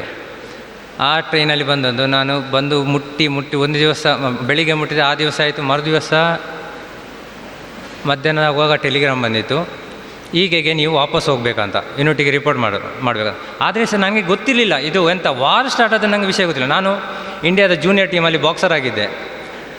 ನಾನು ಬಾಕ್ಸಿಂಗ್ ಅಂತೆಲ್ಲ ಆಲ್ ಇನ್ ಒನ್, ಯಾವ ಗೇಮಲ್ಲಿ ಸಹ ನಾನು ನಂಬರ್ 1 ಇದ್ದೆ. ಆಗ ನನ್ನ ಮೈಂಡಲ್ಲಿ ಏನು ಬಂತು, ಹೀಗೆ ಯಾವುದೋ ಗೇಮ್ ಸ್ಟಾರ್ಟ್ ಆಗಿದೆ, ಅದಕ್ಕಾಗಿ ಕರೀತಿದ್ದಾರೆ ಅಂತ. ಆರ್ಮಿಯಲ್ಲಿ ಖಾಲಿ ಫೈಟಿಂಗ್ ಮಾತ್ರ ಅಲ್ಲ, ಗೇಮ್ಸ್ ಉಂಟು, ಎಲ್ಲ ಥರ ಸಹ ಗೇಮ್ಸ್ ಉಂಟು. ಇದೊಂದು ನೆನಪಿಡಿ.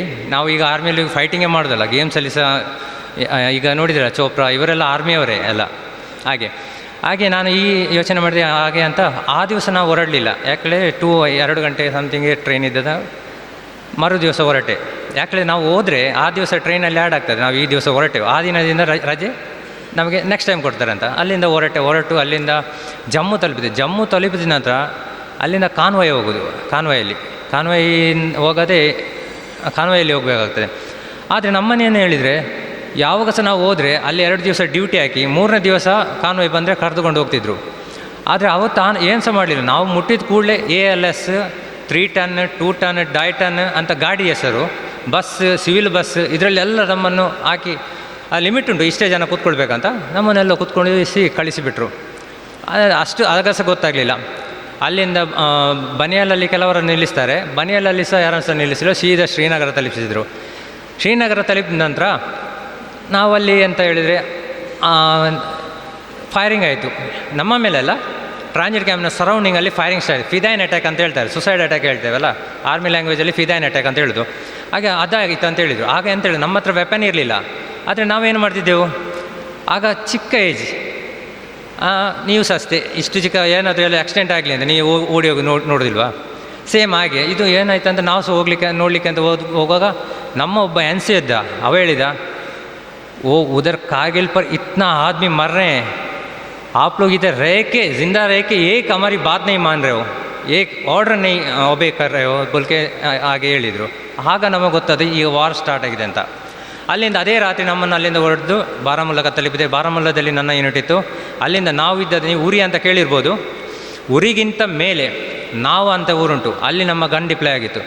ನನ್ನ ರೆಜಿಮೆಂಟ್ 160 mm ಟೆಂಪ್ಲಾ ಮೋಟಾರ್, ಈ ರೆಜಿಮೆಂಟ್, ಈ ಗನ್ ವರ್ಲ್ಡಿನಲ್ಲಿ ಇರುವ ಏಕೈಕ ರೆಜಿಮೆಂಟ್, ವರ್ಲ್ಡಿನಲ್ಲಿ, ಇಂಡಿಯಾದಲ್ಲಿ ಮಾತ್ರ ಅಲ್ಲ, ವರ್ಲ್ಡಿನಲ್ಲಿರುವ ಈ ಗನ್ನಿನ ಫೈರಿಂಗ್ ಹೇಳಿದರೆ ಫೈರ್ ಆಗ್ತದೆ, ಅದು ಸ್ಟಾಪ್ ಆಗಿ ಯಾವ ಟಾರ್ಗೆಟನ್ನು ಬೇಕಾದರೂ ಹಿಟ್ ಮಾಡ್ತದೆ. ಇದರದ್ದು ವೆಯ್ಟ್ 61.5 kg ಇದು ಸೆಲ್ ಒಂದು. ಈ ಗನ್ನಲ್ಲಿ ನಾನು ಕೆಲಸ ಆಗ ಉರಿಯಲ್ಲಿರುವಾಗ 19 RT ಬ್ರಿಗೇಡಲ್ಲಿ ಬೋರ್ ಆಗದಿಲ್ಲವಲ್ಲ ಹೇಳಬೇಕು. 19 RT ಬ್ರಿಗೇಡಿಂದ ನಮ್ಮ ಒಂದೇ ರೆಜಿಮೆಂಟಿಗೆ 244 ಹೆವಿ ಮೋಟರ್ ರೆಜಿಮೆಂಟ್ಗೆ ಆರ್ಡರ್ ಸಿಕ್ಕಿದ್ದು, ನೀವು ವಾರಿಗೆ ಹೋಗಬೇಕಂತ. ಸೊ ಅಲ್ಲಿಂದ ಹೊರಟೆವು. 2600 ಸೆಲ್ ಹೇಳಿದಲ್ಲ ಗನ್ನಿದು ಗೋಲ, ಅದನ್ನು ಲೋಡ್ ಮಾಡಲಿಕ್ಕೆ ಇದ್ದದ್ದು ಟೋಟಲ್ 6 ಜನ. ಅದರಲ್ಲಿ ಒಬ್ಬ ನಾನು ಸಹ ಇದ್ದೆ, ಒಬ್ಬ ಆಫೀಸರ್, 5 ಜವಾನ್. ಆದರೆ ಅದನ್ನು ಎತ್ತಲಿಕ್ಕೆ ಇಬ್ಬರು ಬೇಕು. ಒಬ್ಬ ಆ ಸೈಡ್ ಇಟ್ಕೊಂಡು ಎತ್ತಾನೆ, ಎತ್ತು ಹೆಗಲಲ್ಲಿ ಹಾಕಿಕೊಂಡು ಹೋಗೋದು ಹಾಗೆ. ಆದರೆ ನಮಗೆ ಜನ ಇರಲಿಲ್ಲ ಅಲ್ಲಿ. ಇಂಪಾರ್ಟೆಂಟ್ ಹೇಳಿದರೆ ನಾವು 10 ತಾರೀಕಿಗೆ ನಾವು ಅಲ್ಲಿ ಕಾರ್ಗಿಲ್ ದ್ರಾಸ್ಗೆ ಮುಟ್ಟಬೇಕಂತ ಆರ್ಡ್ರ್ ಇತ್ತು. ಸೊ ನಾವು 6 ಜನ ಅದನ್ನು ಲೋಡ್ ಮಾಡಿದೆವು. ಈ ಮಾಂಸ ಪ್ರತಿಯೊಂದು ಸೆಲ್ಲಿನಲ್ಲಿ ನಮ್ಮ ರಕ್ತ ಅಂಟಿಕೊಂಡಿತ್ತು. ಯಾಕಂದರೆ ಇದು ಸಿಪ್ಪು ಹೋಗುದು, ಯಾಕಂದರೆ ಸೈಡಲ್ಲಿ ಹಿಡಿಯೋದು ಹಗ್ಗ, ನೀರೆಳೆಯುವ ಹಗ್ಗ ಉಂಟಲ್ಲ ಅಂಥದ್ದು. ಆ ಹಗ್ಗದಲ್ಲಿ ಎತ್ತಬೇಕು, ಹೆಗಲಲ್ಲಿ ಇಡಬೇಕು. ಇಲ್ಲಿ ಹೋಲಾಗಿತ್ತು. ನನ್ನ ಒಬ್ಬಂದಲ್ಲ, ನಮ್ಮ ಎಲ್ಲ 6 ಜನ ಆಫೀಸರ್ಸ್ ಕೂಡ ನಮ್ಮೊಟ್ಟಿಗೆ ಸೇರಿ ಹೆಲ್ಪ್ ಮಾಡಿದ್ರು, ಎತ್ತಿದ್ರು. ಹಾಗೆ ಅದನ್ನು ನಾವು ಎತ್ತಿ ಅಲ್ಲಿಂದ ಶ್ರೀನಗರ ತಲುಪಿ, ಶ್ರೀನಗರದಿಂದ ಸೋನಾಮಾರ್ಗ್ ತಲುಪಿದೆವು. ಸೋನಾಮಾರ್ಗ್ ತಲುಪುವಾಗ ಏನಾಯ್ತು ಹೇಳಿದರೆ, ನಮಗೆ ಅಲ್ಲಿಗೆ ಲಾಸ್ಟ್ ಬ್ರೀಫಿಂಗ್ ಮಾಡಿದರು. ಏನೇ ಆಗಲಿ, ಯಾವ ವಾರ್ಸ್ ಆಗೋದು, ಫಸ್ಟ್ ಲೈಟ್ ಸೆ ಪೇಲೆ ಲಾಸ್ಟ್ ಲೈಟ್ಗೆ ಬಾದ್ ಹೇಳಿದರೆ ಸಂಜೆ 5:45ರಿಂದ 7ರ ಒಳಗೆ ಅಟ್ಯಾಕ್ ಮಾಡಿದ್ರೆ ಆ ಟೈಮ್, ಬೆಳಿಗ್ಗೆ ಒಂದು 5:30ಯಿಂದ 6:30 ತನಕ, ಆ ಟೈಮಲ್ಲಿ ಯಾವುದೋ ಮನುಷ್ಯನ ಮೂಮೆಂಟ್ ಗೊತ್ತಾಗೋದಿಲ್ಲ. ಅದಕ್ಕೆ ನಮಗೆ ಆರ್ಡರ್ ಸಿಕ್ಕಿತು, ಈ ಟೈಮಲ್ಲಿ ನೀವು ನಿಮ್ಮ ಲೊಕೇಶನ್ಗೆ ಮುಟ್ಟಬೇಕಂತ. ಅಲ್ಲಿ ಹೋಗಿ ನಾವು ರೆಡಿಯಲ್ಲಾಗಿ ನಿಂತು ಬ್ಯಾಂಕರಲ್ಲಿ ಕೂತ್ಕೊಂಡಿದ್ದೆವು. ಆಗ 2 ಟ್ರಕ್ ಬಂತು. 2 ಟ್ರಕ್ ಬರುವಾಗ ಅರೆ ಉನ್ಕಾ ಲಾಶೆ, ಇನ್ಕಾ ಲಾಶೆ, ಇವರದ್ದು ಡೆಡ್ ಬಾಡಿ, ಅವರದ್ದು ಡೆಡ್ ಬಾಡಿ ಹಾಗೆಲ್ಲ ಮಾತಾಡಿದರು. ಹಾಗೆ ನೋಡುವಾಗ ನಮಗೆ ಸಹ ಕುತೂಹಲ ಬಂತು. ನಾನು ಸಹ ಹೋಗಿ ಒಂದು 3 ಟನ್ನ ಮೇಲೆ ಹೋಗಿ ಕೆಳಗೆ ನೋಡಿದೆ. ಫಸ್ಟ್ ಡೆಡ್ ಬಾಡಿ ಇದ್ದದ್ದು ಇವ ಕಾಮರಾಜ್, ತಮಿಳ್ನಾಡಿನವ್ರದ್ದು. ಅವರದ್ದು ಡೆಡ್ ಬಾಡಿ ನೋಡಿದ ಮೇಲೆ ನಂದು ಸಹ ನಾನಂತ ಹೇಳಿದೆ, ನಮ್ಮದು ಎಲ್ಲರದ್ದು ಒಂದು ಮೆಂಟಾಲಿಟಿ ಚೇಂಜ್ ಆಯಿತು. ನಾವು ಯಾಕೆ ಯೂನಿಫಾರ್ಮ್ ಹಾಕಿದೆ, ಇದರ ಪವರನ್ನು ನಾವು ತೋರಿಸ್ಬೇಕಂತ. ಅದು ಕಾಮರಾಜರವರು ನನ್ನ ರೆಜಿಮೆಂಟ್ನವರು, ಅವ್ರದ್ದು ಡೆಡ್ ಬಾಡಿ ಇತ್ತು. ಅದೇ ಮಾತ್ರ ಅಲ್ಲ, ಒಂದು 7-8 ಡೆಡ್ ಬಾಡಿ ಇತ್ತು. ಆಮೇಲೆ ಪಾಕಿಸ್ತಾನದ್ದು ಕೆಲವು ಡೆಡ್ ಬಾಡಿ ಇತ್ತು, ಅದನ್ನೆಲ್ಲ ತಂದಿದ್ದು. ಅಲ್ಲಿಂದ ನಾವು ದ್ರಾಸ್ ತಲುಪಿದೆವು. ದ್ರಾಸಿನಲ್ಲಿ ಮುಟ್ಟಿದ ಕೂಡಲೇ ಆ ದಿವಸ ಆರ್ಡ್ರ್ ಸಿಕ್ಕಿತ್ತು. ನಾನು LMG light machine gunner, light machine ಅಂತ ಹೇಳ್ತಾರೆ ಗನ್ ಇದೆ ಹೆಸರು, ಅದರ ಗನ್ನರ್ ಆಗಿದ್ದೆ. ನನಗೆ OPಯಲ್ಲಿ ಹೋಗ್ಲಿಕ್ಕಿತ್ತು. ಆರ್ಟಿಲರಿ, ಇನ್ಫೆಂಟ್ರಿ 2 ರೋಲು ಮಾಡುವಂಥ ರೆಜಿಮೆಂಟಲ್ಲಿದ್ದರೆ 244 ರೆಜಿಮೆಂಟ್ ನಮ್ಮ ರೆಜಿಮೆಂಟ್. ಸೊ ನಾನು OP ಆಫೀಸರ್ನೊಟ್ಟಿಗೆ ನಾನು ಡೀಟೇಲ್, ನಾನು ಒಬ್ಬನಲ್ಲ, ನಮ್ಮ ಒಂದು 2nd ರಾಜ್ ರೈಫಲ್ ಕೇಳಿರ್ಬೋದು. 2nd ರಾಜ್ ರೈಫಲಲ್ಲಿ ನಾವು ಒಟ್ಟಿಗೆ ತೊರೋಲಿನ ಮೇಲೆ ಅಟ್ಯಾಕ್ ಹೇಳಿದರೆ ಫಿಲ್ಮಲ್ಲಿ ಹೋಗ್ತಾರೆ, ಜಂಪ್ ಮಾಡಿ ಹೋಗಿ ಓಡಿದು ಬಡಿದು ಮಾಡ್ತಾರೆ. ಆದರೆ ರಿಯಾಲಿಟಿಯಲ್ಲಿ ಹಾಗೆ ಮಾಡಲಿಕ್ಕೆ ಆಗೋದಿಲ್ಲ. ನಾವು ಅಲ್ಲಿಂದ ಕ್ರೋಲಿಂಗಲ್ಲಿ ಹೇಳಿದರೆ ಅದು ಕಲ್ಲು, ಇಲ್ಲಿದ್ದು ಸಿಪ್ಪೆ ಎಲ್ಲ ಹೋಗ್ತದೆ, ಪ್ಲಸ್ ಅಲ್ಲಿ ಆಕ್ಸಿಜನ್ ಇಲ್ಲ. ಇಂಡಿಯನ್ ಆರ್ಮಿ ಎಷ್ಟು ಗ್ರೇಟ್ ಹೇಳಿದರೆ, without bullet proof jacket fight ಮಾಡಿದ್ದು, ವಿದೌಟ್ ಬುಲೆಟ್ ಪ್ರೂಫ್. ವರ್ಲ್ಡಿನಲ್ಲಿ ಯಾವ ದೇಶ ಸಹ ಹೀಗೆ ಫೈಟ್ ಮಾಡಲಿಕ್ಕೆ ಚಾನ್ಸೇ ಇಲ್ಲ. ಯಾಕಂದರೆ ಆ ಟೈಮಿನ ಬುಲೆಟ್ ಪ್ರೂಫಿನ ವೆಯ್ಟ್ಸ್ ಅಷ್ಟೇ ಇತ್ತು, 18 kg ಒಂದು ಬುಲೆಟ್ ಪ್ರೂಫ್. ಅದನ್ನು ಎತ್ತಿಕೊಂಡು ಮೇಲೆ ಹೋಗೋದ ಅಲ್ಲ, ಏನು ಮಾಡೋದು. ಅದಕ್ಕೆ bullet proof jacket Indian army ಹಾಕಲಿಲ್ಲ, ಖಾಲಿ ಹೆಲ್ಮೆಟ್ ಮಾತ್ರ ಯೂಸ್ ಮಾಡಿದ್ದು. ಅಲ್ಲಿಂದ ಮೂವ್ ಆಗ್ತಾ ಹೋಗಿ ಒಂದು ಕಡಿಮೆ ಹೇಳಿದರೆ ಒಂದು 11-11:30 ತನಕ 2 ಸೈಡಿಂದ ಸಹ ಫೈರಿಂಗ್ ಇರಲಿಲ್ಲ. ಇಂಡಿಯಾದಿಂದ ಸಹ ಫೈರಿಂಗ್ ಇರಲಿಲ್ಲ, ಅವರಿಂದ ಸಹ ಫೈರಿಂಗ್ ಇರಲಿಲ್ಲ. ಬಟ್ ಎಂತ ಹೇಳಿದರೆ ನೈಟ್ ಬೆರ್ಜಿನ್ ಅಂತ ಹೇಳ್ತಾರೆ, ಅದರಲ್ಲಿ ಡೇ ಆಗಿ ಕಾಣ್ತಾ ಇರ್ತದೆ. ಅದೊಂದು ನಾವೊಂದು 300 ಮೀಟರ್ ಹತ್ತಿರ ಬರುವಾಗ ಪಾಕಿಸ್ತಾನದ ಫೈರಿಂಗ್ ಸ್ಟಾರ್ಟ್ ಆಯಿತು. ಫೈರಿಂಗ್ ಹೇಳಿದರೆ MMG, UMG ಅಂತ, ಮತ್ತು ಗ್ರೆನೇಡನ್ನು ಅವರಿಗೆ ನಮಗೆ ನಾವು ಮೇಲೆ ಬಿಸಾಡಬೇಕಿತ್ತು, ಅವರಿಗೆ ಹಾಗೆ ಏನಿಲ್ಲ. ಗ್ರೆನೇಡ್ 27, ಗ್ರೆನೇಡ್ 33 ಎಲ್ಲ ಉಂಟು. ಅವ್ರು ಪಿನ್ ತೆಗೆದು ಕ್ರಿಕೆಟ್ ಆಡ್ತಾರಲ್ಲ ಹಾಗೆ ಬಿಸಾಡ್ತಿದ್ರು. ಅದು ಎಷ್ಟು ಹೇಳಿದ್ರೆ ನಾವು ಡೌನಲ್ಲಿದ್ದು, ನಮ್ಮ ಹತ್ತಿರ ಬಂದು ಬ್ಲಾಸ್ಟ್ ಆಗ್ತಾಯಿತ್ತು. ಆ ಫೈರಿಂಗ್ ಸ್ಟಾರ್ಟ್ ಆಗುವಾಗ 2nd ರಾಜ್ ರೈಫಲ್ ಇದು ಒಬ್ಬರು ಆಫೀಸರ್, ಹೆಸರು ಹೇಳಿದಿಲ್ಲ ನಿಮಗೆ, ಯೂಟ್ಯೂಬಲ್ಲಿ ಗೊತ್ತುಂಟು ನಿಮಗೆ. ಅವರೇನು ಮಾಡಿದರು, ಜಸ್ಟ್ ಎಲ್ಲಿ ಅವರದ್ದು ಮೂಮೆಂಟ್ ನಡೀತಾ ಉಂಟ ಅಂತ ಬೆರ್ನಾಕುಲರ್ ಇಟ್ಕೊಂಡು ಹೀಗೆ ನೋಡುವಾಗ ಅವರ ಮೇಲೆ MMGದು ಫೈರ್ ಬಿತ್ತು, ಮುಖಕ್ಕೆ ಬಿತ್ತು. ಅಲ್ಲಿ ಅವರು ಶಹೀದಾದರು. ರಿಲೇಷನ್ಶಿಪ್ ನೋಡಿ, ಟೀಚರ್ಸ್, ಸ್ಟೂಡೆಂಟ್ಸ್, ಸಂಬಂಧಿಕರು, ಒಂದೊಂದು ರಿಲೇಷನ್ಶಿಪ್, ಫ್ರೆಂಡ್ಸ್, ಅದೊಂದು ರಿಲೇಷನ್ಶಿಪ್ಪು ಬೇರೆ ಬೇರೆ ಇರ್ತದೆ. ಆದರೆ ಒಂದು ಸೋಲ್ಜರ್ನ ರಿಲೇಷನ್ಶಿಪ್ ಉಂಟಲ್ಲ, ಅದನ್ನು ಯಾರಿಗೆ ಅರ್ಥ ಮಾಡಲಿಕ್ಕಾದರೂ ಮತ್ತು ಏನು ಮಾಡ್ತೇವೆ ಅಂತ ಎದುರು ನನಗೆ ಅರಿವಾಗೋದಿಲ್ಲ.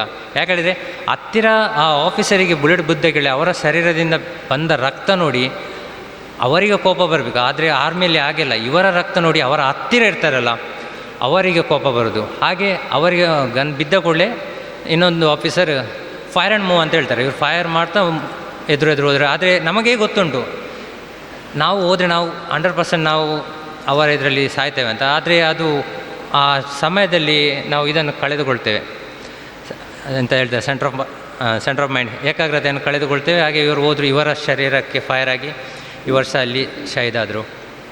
ಅದಾನಂತರ ನಮ್ಮ ಒಬ್ಬರು JCO ಕಮಾಂಡನ್ನು ತಗೊಂಡು ಕಂಪನಿಯನ್ನು ಸೇಫಾಗಿ, ಅದು ಸಹ ಸೇಫಾಗಿ ಹೇಳಿದರೆ 4:30 ಒಳಗೆ ನಾವು ಅವರನ್ನು ಅಟ್ಯಾಕ್ ಮಾಡಿ ಕೊಲ್ಲಬೇಕು. ಇಲ್ಲದಿದ್ದರೆ ಏನಾಗ್ತದೆ, ಬೆಳಿಗ್ಗೆ ಆಗ್ತದೆ. ಸೂರ್ಯನ ಪ್ರಕಾಶ ಬಿದ್ದ ಕೂಡಲೇ ಯಾರು ಉಳಿಲಿಕ್ಕೆ ಚಾನ್ಸ್ ಇಲ್ಲ, ಯಾರು. ಯಾಕೆ ಹೇಳಿದರೆ ಹಿಲ್ ರೌಂಡ್ ಅಂತ ಹೇಳ್ತಾರೆ. ಹಿಲ್ ರೌಂಡ್ ಹೇಳಿದರೆ ನಮ್ಮ ಮೇಲೆ 200 ಮೀಟರಿಂದ ಬ್ಲಾಸ್ಟ್ ಆಗ್ತದೆ. ನಾವು ಎಲ್ಲಿದ್ದೇವೆ, ಮಲಗಿದ್ರೆ ಸಹ ಸಾಯ್ತೇವೆ, ನಿಂತಿದ್ರೆ ಸಹ ಸಾಯ್ತೇವೆ. ನಿಂತಿದ್ರೆ ಉಳಿತೇವೆ, 2 ಕೈಗಟ್ಟಾಗ್ತದೆ ಅಂತ ಎಲ್ಲ ಪ್ರಾಬ್ಲಮ್ ಬರ್ತದೆ. ಅದಕ್ಕೆ 4:30 ಒಳಗೆ ನಾವು ಅವರನ್ನು ಥೊರೋಲಿನ್ ಅಟ್ಯಾಕ್ ಮಾಡಲೇಬೇಕೆಂಬ ಆರ್ಡ್ರ್ ಇತ್ತು. ಆಮೇಲೆ ಅಲ್ಲಿಂದ ಮೂವ್ ಆದ ನಂತರ ಏನಾಯಿತು, ಈ ಫೈರಿಂಗ್ನ ವಿಷಯ ನಾವು ಮೋಟ್ರೋಲ್ದಲ್ಲಿ ಪಾಸ್ ಮಾಡ್ತೇವೆ. ನಮ್ಮ ಟೀಮಿಗೆ ಹೇಳಿದೆ ಈಗ ಫೈರಿಂಗ್ ಸ್ಟಾರ್ಟ್. ಹಾಗೆ ಎಂತಾಯಿತು, ಪಾಕಿಸ್ತಾನದ ಸೆಲ್ಲಿಂಗ್ ಆಯಿತು.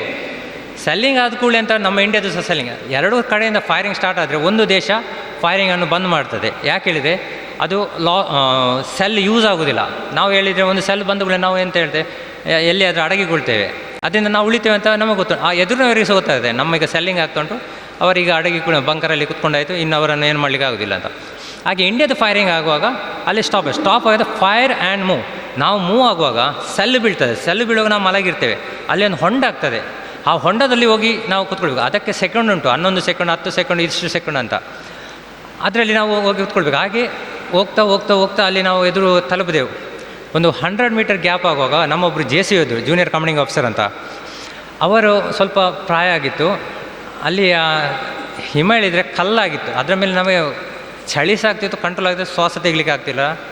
-44 ಡಿಗ್ರಿ ಇತ್ತು ಅಲ್ಲಿ. ಆದರೆ ಅವರು ಮಲಗುವಾಗ ಅವರಿಗೆ ಗೊತ್ತಾಯಿತು, ನಾನು ಅವರ ಗೋಲಿಯಿಂದ ಸಾಯ್ತೇನೆ, ಇಲ್ಲದ್ರೆ ಹೀಗೆ ಸಹ ನನ್ನ ಹಾರ್ಟ್ ಜಾಮ್ ಆಗಿ ನಾನು ಸಾಯ್ತೇನೆ ಅಂತ.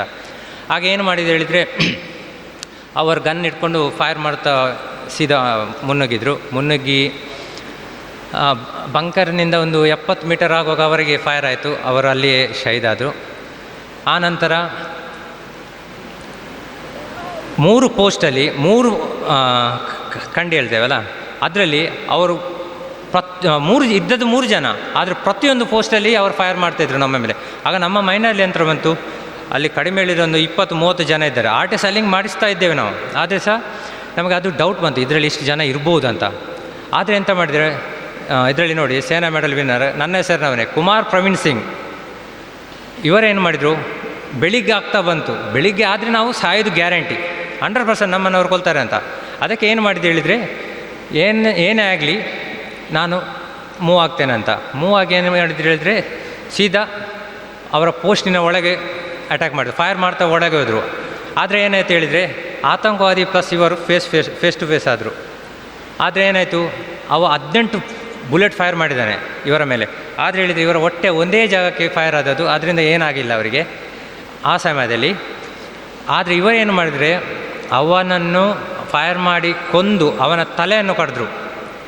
ಅವರು ಆ ಕೆಲಸ ಮಾಡದಿದ್ದರೆ ಈಗ ಪ್ರವೀಣ ಇಲ್ಲಿ ಸಹ ಇರಲಿಕ್ಕೆ ಚಾನ್ಸ್ ಇರಲಿಲ್ಲ. ನಾನಂತ ಹೇಳೋದಕ್ಕೆ ಆಗೋದಿಲ್ಲ, ನಮ್ಮ ಟೀಮ್ ಯಾವ ಸಹ ವಾಪಸ್ ಬರೋ ಚಾನ್ಸಸ್ಸೇ ಇರಲಿಲ್ಲ. ಅವರು ಸೇನಾ ಮೆಡಲ್ ವಿನ್ನರ್ ಆಗಿದ್ದರು. ಆಮೇಲೆ ನಾವು ಅದರೊಳಗೆ ಅದರಲ್ಲಿ 7 ತಲೆಯನ್ನು ಕಡಿದು ತಂದಿದ್ದೇವೆ. ಟೋಟಲ್ 47 ಆತಂಕವಾದಿಯನ್ನು ನಾವು ತೊರೋಲಿನಲ್ಲಿ ಕೊಂದೊಯ್ದೇವೆ. ಇದು ತೊರೋಲಿನ್ ಅಟ್ಯಾಕ್. ಆಮೇಲೆ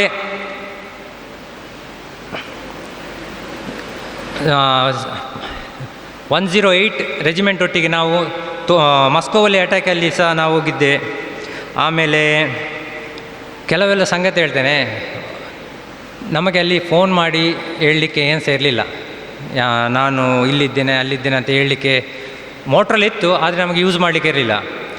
ಆದರೆ ಏನಾಯಿತು, ಒಂದು ದಿವಸ ಮೋಟ್ರಲ್ಲ ಬಂತು, ನೀವು ನಿಮ್ಮ ಮನೆಯವರ ಹತ್ರ 3 ನಿಮಿಷ ಮಾತಾಡ್ಬೋದು, 3 ನಿಮಿಷ ಆದರೆ ಅದು ಆಟೋಮೆಟಿಕ್ ಕಟ್ ಆಗ್ತದೆ, 20 ರೂಪಾಯಿ ಕೊಡಲಿಕ್ಕೆ ಉಂಟಂತ. ಪರಿಸ್ಥಿತಿ ನೋಡಿ, ಆ ಟೈಮಿದು ಆರ್ಮಿದು 20 ರೂಪಾಯಿ ಕೊಟ್ಟು ಮನೆಯವ್ರ ಹತ್ರ ಮಾತಾಡಬೇಕು. ಓಕೆ, ಹಣ 1 ರೂಪಾಯಿ ಇರಲಿಲ್ಲ ನಮ್ಮ ಕೆಸೆಯಲ್ಲಿ. ಮೇರ್ ಸಿಂಗ್ ಸಾಬ್ ಅಂತ ಇದ್ದ ಸುಬೇದಾರ್, ಅವ್ರ ಹತ್ರ ಹಣ ಇತ್ತು. ಅವರು ಎಲ್ಲರಿಗೆ 20 ನಾವು ಮಕ್ಕಳು ಅಂತ, ನಾವು ಚಿಕ್ಕ ಡೇಂಜರಸ್ ಅನ್ನರ್ಸ್ ಅಂತ ಹೇಳ್ತಿದ್ರು ಅವರು. ಎಲ್ಲರಿಗೆ 20 ರೂಪಾಯಿ ಕೊಟ್ಟರು. ಫೋನ್ ಮಾಡಲಿಕ್ಕೆ ಹೇಳಿದ್ರು. ಜಸ್ಟ್ ನನಗೆ ಸಹ ನನ್ನ ನಂಬರ್ ಬಂತು ಒಂದು ಮಧ್ಯಾಹ್ನ ಆಗುವಾಗ. ನಾನು ಆಗ ಯಾರಲ್ಲಿ ಸಹ ಈ ಮೊಬೈಲ್ ಸುವಿಧಾ ಏನು ಸೇರಲಿಲ್ಲ, ಕೇರ್ ಆಫ್ ಬೇರೆಯವರ ಮನೆಯಲ್ಲಿ ಇರೋದು. ಸೊ ಅದಕ್ಕಿಂತ ಅದರ ಒಂದು ದಿವಸ ಮುಂದೆ ಏನಾಗಿದೆ ಹೇಳಿದರೆ, ಒಂದು ಪೇಪರಲ್ಲಿ ಫೋನ್ ನಂಬರ್ ಬಂದಿತ್ತು, ಇಷ್ಟಿಷ್ಟು ಕಾರ್ಗಿಲಲ್ಲಿ ಎಲ್ಲ ಜಮ್ಮು ಕಾಶ್ಮೀರದಲ್ಲಿ ಇರುವವರ ಈ ನಂಬರಿಗೆ ಕಾಂಟ್ಯಾಕ್ಟ್ ಮಾಡಿ ಅವರ ಬಗ್ಗೆ ವಿಚಾರಿಸಿ ಅಂತ. ನಮ್ಮ ಬೋಳೂರಿನಲ್ಲಿ ಅಲ್ಲಿಯ ಕಾರ್ಪೊರೇಟರ್ ಅವರೆಲ್ಲ ಸೇರಿ ನಮ್ಮ ಅಮ್ಮನೊಟ್ಟಿಗೆ ಹೋಗಿ ಫೋನ್ ಮಾಡಿದರು. ಫೋನ್ ಮಾಡುವಾಗ ನಮ್ಮದು ಇದ್ದದ್ದು ಲೊಕೇಶನ್ ಒಂದೇ. ನಾನು ಪ್ರವೀಣ್, ಕುಮಾರ್ ಪ್ರವೀಣ್, ಅವನಿಗೆ ತಾಗಿದ ವಿಷಯನ ಕ್ಯಾಜುವಲ್ಟಿ ಆಗಿದೆ ಅಂತ ನನ್ನ ತಾಯಿಗೆ ಹೇಳಿದರು. ನನ್ನ ತಾಯಿಗೆ ಹೇಳುವಾಗ ತಾಯಿ ಬೌಲ್ಡ್, ಅಲ್ಲಿ ಬಿದ್ದುಬಿಟ್ರು. ನೋಡಿ, ಅವರಿಗೊಂದು ಶಾಕ್ ಆಗಿ ಆಯಿತು. ಎಲ್ಲ ಊರಿನವರೆಲ್ಲ ನನ್ನ ಮನೆಯಲ್ಲಿ. ಮರುದಿವಸ ಇದೆಲ್ಲ 20 ರೂಪಾಯಿಯಿಂದ ಎಲ್ಲರಿಗೆ ಜೀವ ಬಂತು. ಈ ಮೋಟ್ರದಲ್ಲಿ ಫೋನ್ ಮಾಡಿ ಅಮ್ಮನನ್ನು ಕರೀರಿ. ಅಮ್ಮ ಓಡ್ಕೊಂಡು ಬಂದರು. ಹಲೋ ಪ್ರವೀಣ ಎಂಚಲ್ಲ ಮೇ, ಅಷ್ಟೇ, ಯಾನು ಹುಷಾರಿಲ್ಲ, ಸೇಫುಲ್ಲ, ಟಕ್ 3 ಮಿನಿಟ್ ಆಯಿತು, ಅಲ್ಲಿಗೆ ಮುಕ್ತಾಯ. ಇದೊಂದು ಕನ್ಫರ್ಮ್ ಆಯಿತು, ಪ್ರವೀಣ ಹುಷಾರಿದ್ದಾನೆ ಅಂತ. ಇದೆಲ್ಲ ಆ ಟೈಮಲ್ಲಿ ನನಗೆ ಏನಾಗಿಲ್ಲ, ನಾವು ಊರಿಗೆ ಬಂದು ಮಾತಾಡುವಾಗ ಓಹ್ ಇಂತೆಂಥ ವಿಷಯದಲ್ಲಿ ಇದೆಲ್ಲ ಕಳೆದ ದಿವಸ ಅಂತ ಇದು ಒಂಥರ ಜಿಮ್ ಆಗ್ತದೆ. ನೆಕ್ಸ್ಟ್ ಕಾವೇರಪ್ಪ ಕೇಳಿರ್ಬೋದು. ಕೊಡಗಿನ ಕರಿಯಪ್ಪ ಅಲ್ಲ, ಕಾವೇರಪ್ಪ ಅಂತ ಕಾರ್ಗಿಲ್ ವಾರಲ್ಲಿ ಅವರು ಶಹೀದ್ ಆಗಿದ್ದರು.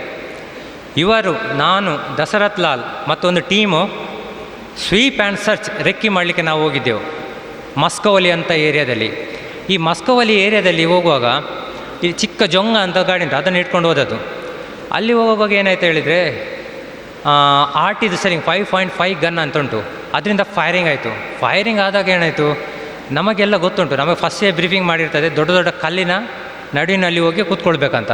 ಹಾಗೆ ನಾವೇನು ಮಾಡಿದೆವು, ಅಲ್ಲಿಂದ ಜಂಪ್ ಮಾಡಿ ಕಲ್ಲಿನ ನಡುವಿನಲ್ಲಿ ಕೂತ್ಕೊಂಡೆವು. ಕಾವೇರಪ್ಪ ಮತ್ತು ದಶರಥ್ ಲಾಲ್ ಏನು ಮಾಡಿದ್ರು ಹೇಳಿದರೆ, ಏರ್ ಅಟ್ಯಾಕ್ ಆಗುವಾಗ ಒಂದು ಜೊಂಗದ ಸೈಡಿನಲ್ಲಿ ಹೋಗಿ ಮಲಗಿದ್ರು. ಆ ಮಲಗುವಾಗ ಏನಾಯ್ತು ಹೇಳಿದರೆ, ಅಲ್ಲಿಗೆ ಏರ್ ಅಟ್ಯಾಕ್ದು ಸೆಲ್ ಬಿತ್ತು. ಸೆಲ್ ಬೀಳುವಾಗ ಇವರು ಏನು ಮಾಡಿದರು, ಇಲ್ಲಿ ನಾವು ಸೇಫ್ ಅಲ್ಲ ಅಂತ ಅಲ್ಲಿಂದ ಓಡಿದರು. ಓಡಿ ಏನು ಮಾಡಿದರು, ವಿ ಶೇಪಲ್ಲಿ ಕಲ್ಲಿತ್ತು, ದೊಡ್ಡ ದೊಡ್ಡ ಬಂಡೆ, ಅದರ ನಡುವಿನಲ್ಲಿ ಹೋಗಿ ಕೂತ್ಕೊಂಡ್ರು. ಆದರೆ ಇದು ಸರಿ ಇಲ್ಲದ್ರೆ ಏನು ಮಾಡಲಿಕ್ಕೆ ಆಗೋದಿಲ್ಲ. ಸೆಲ್ಲು ಬಂದು ಅದೇ ಕಲ್ಲಿನ ಮೇಲೆ ಬಿತ್ತು. ಕಲ್ಲಿನ ಮೇಲೆ ಬೀಳುವಾಗ ದಶರಥ್ ಲಾಲ್ ಅವರು ಸ್ಪಾಟಿನಲ್ಲಿಯೇ ಶಹೀದಾದರು.